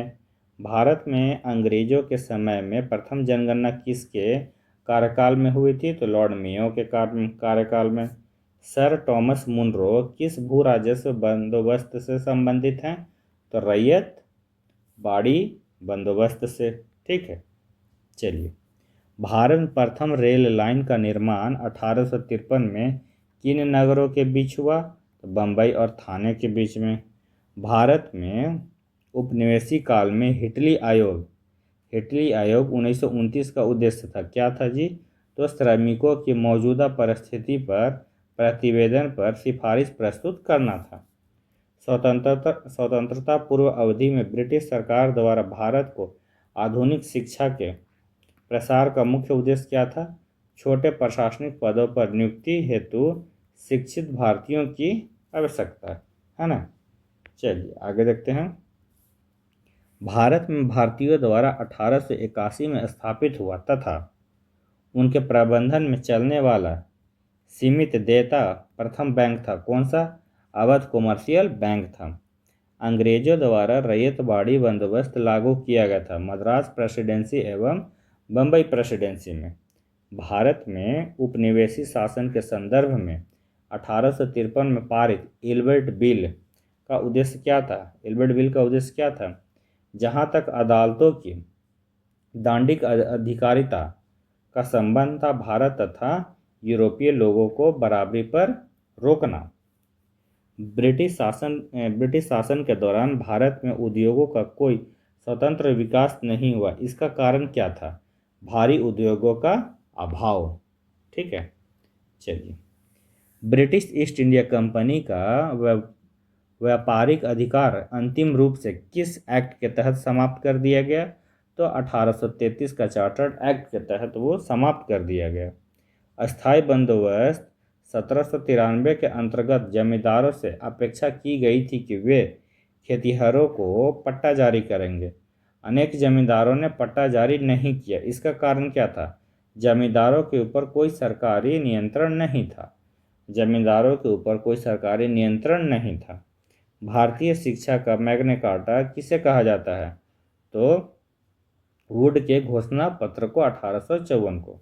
ठीक, चलिए आगे देखते हैं।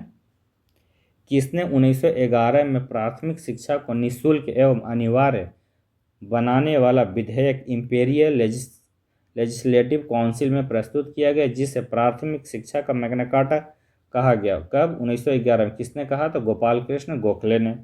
भारत को आधुनिक शिक्षा का जन्मदाता किसे कहा जाता है? तो चार्ल्स ग्रांट को कहा जाता है। हिंदू कॉलेज कलकत्ता 1817 की स्थापना किसने किया था? तो डेविड हेयर ने किया था। पहली आधुनिक पटसन मिल स्थापित हुई थी कहाँ? तो रिसरा बंगाल में। कहाँ जी? तो रिसरा बंगाल में। पहले आधुनिक लोहा इस्पात उद्योग की स्थापना कहाँ हुई? तो बिहार, वर्तमान झारखंड में, है ना। चलिए आगे देखते हैं।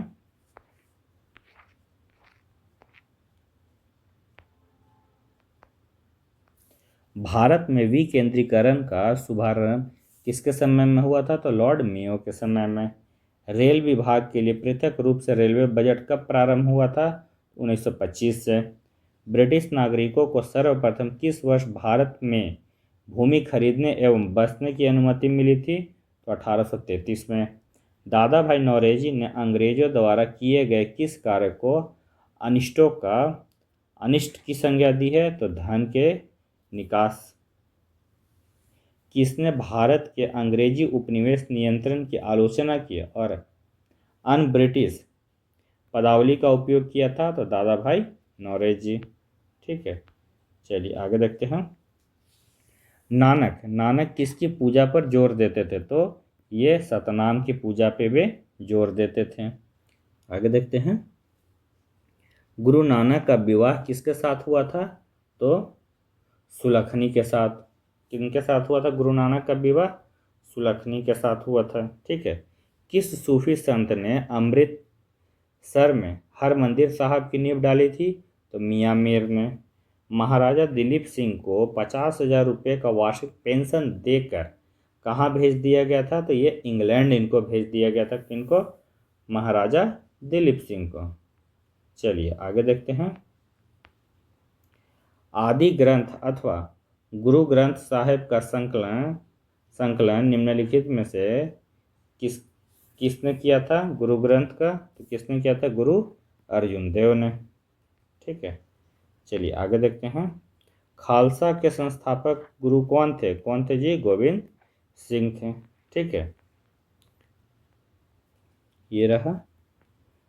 तो ये सारा मध्यकालीन भारत मैंने करा दिया। ठीक है, चलिए अब मिलते हैं हम लोग अगले लेक्चर में। अगला लेक्चर हमारा होगा आधुनिक भारत। ठीक है, चलिए।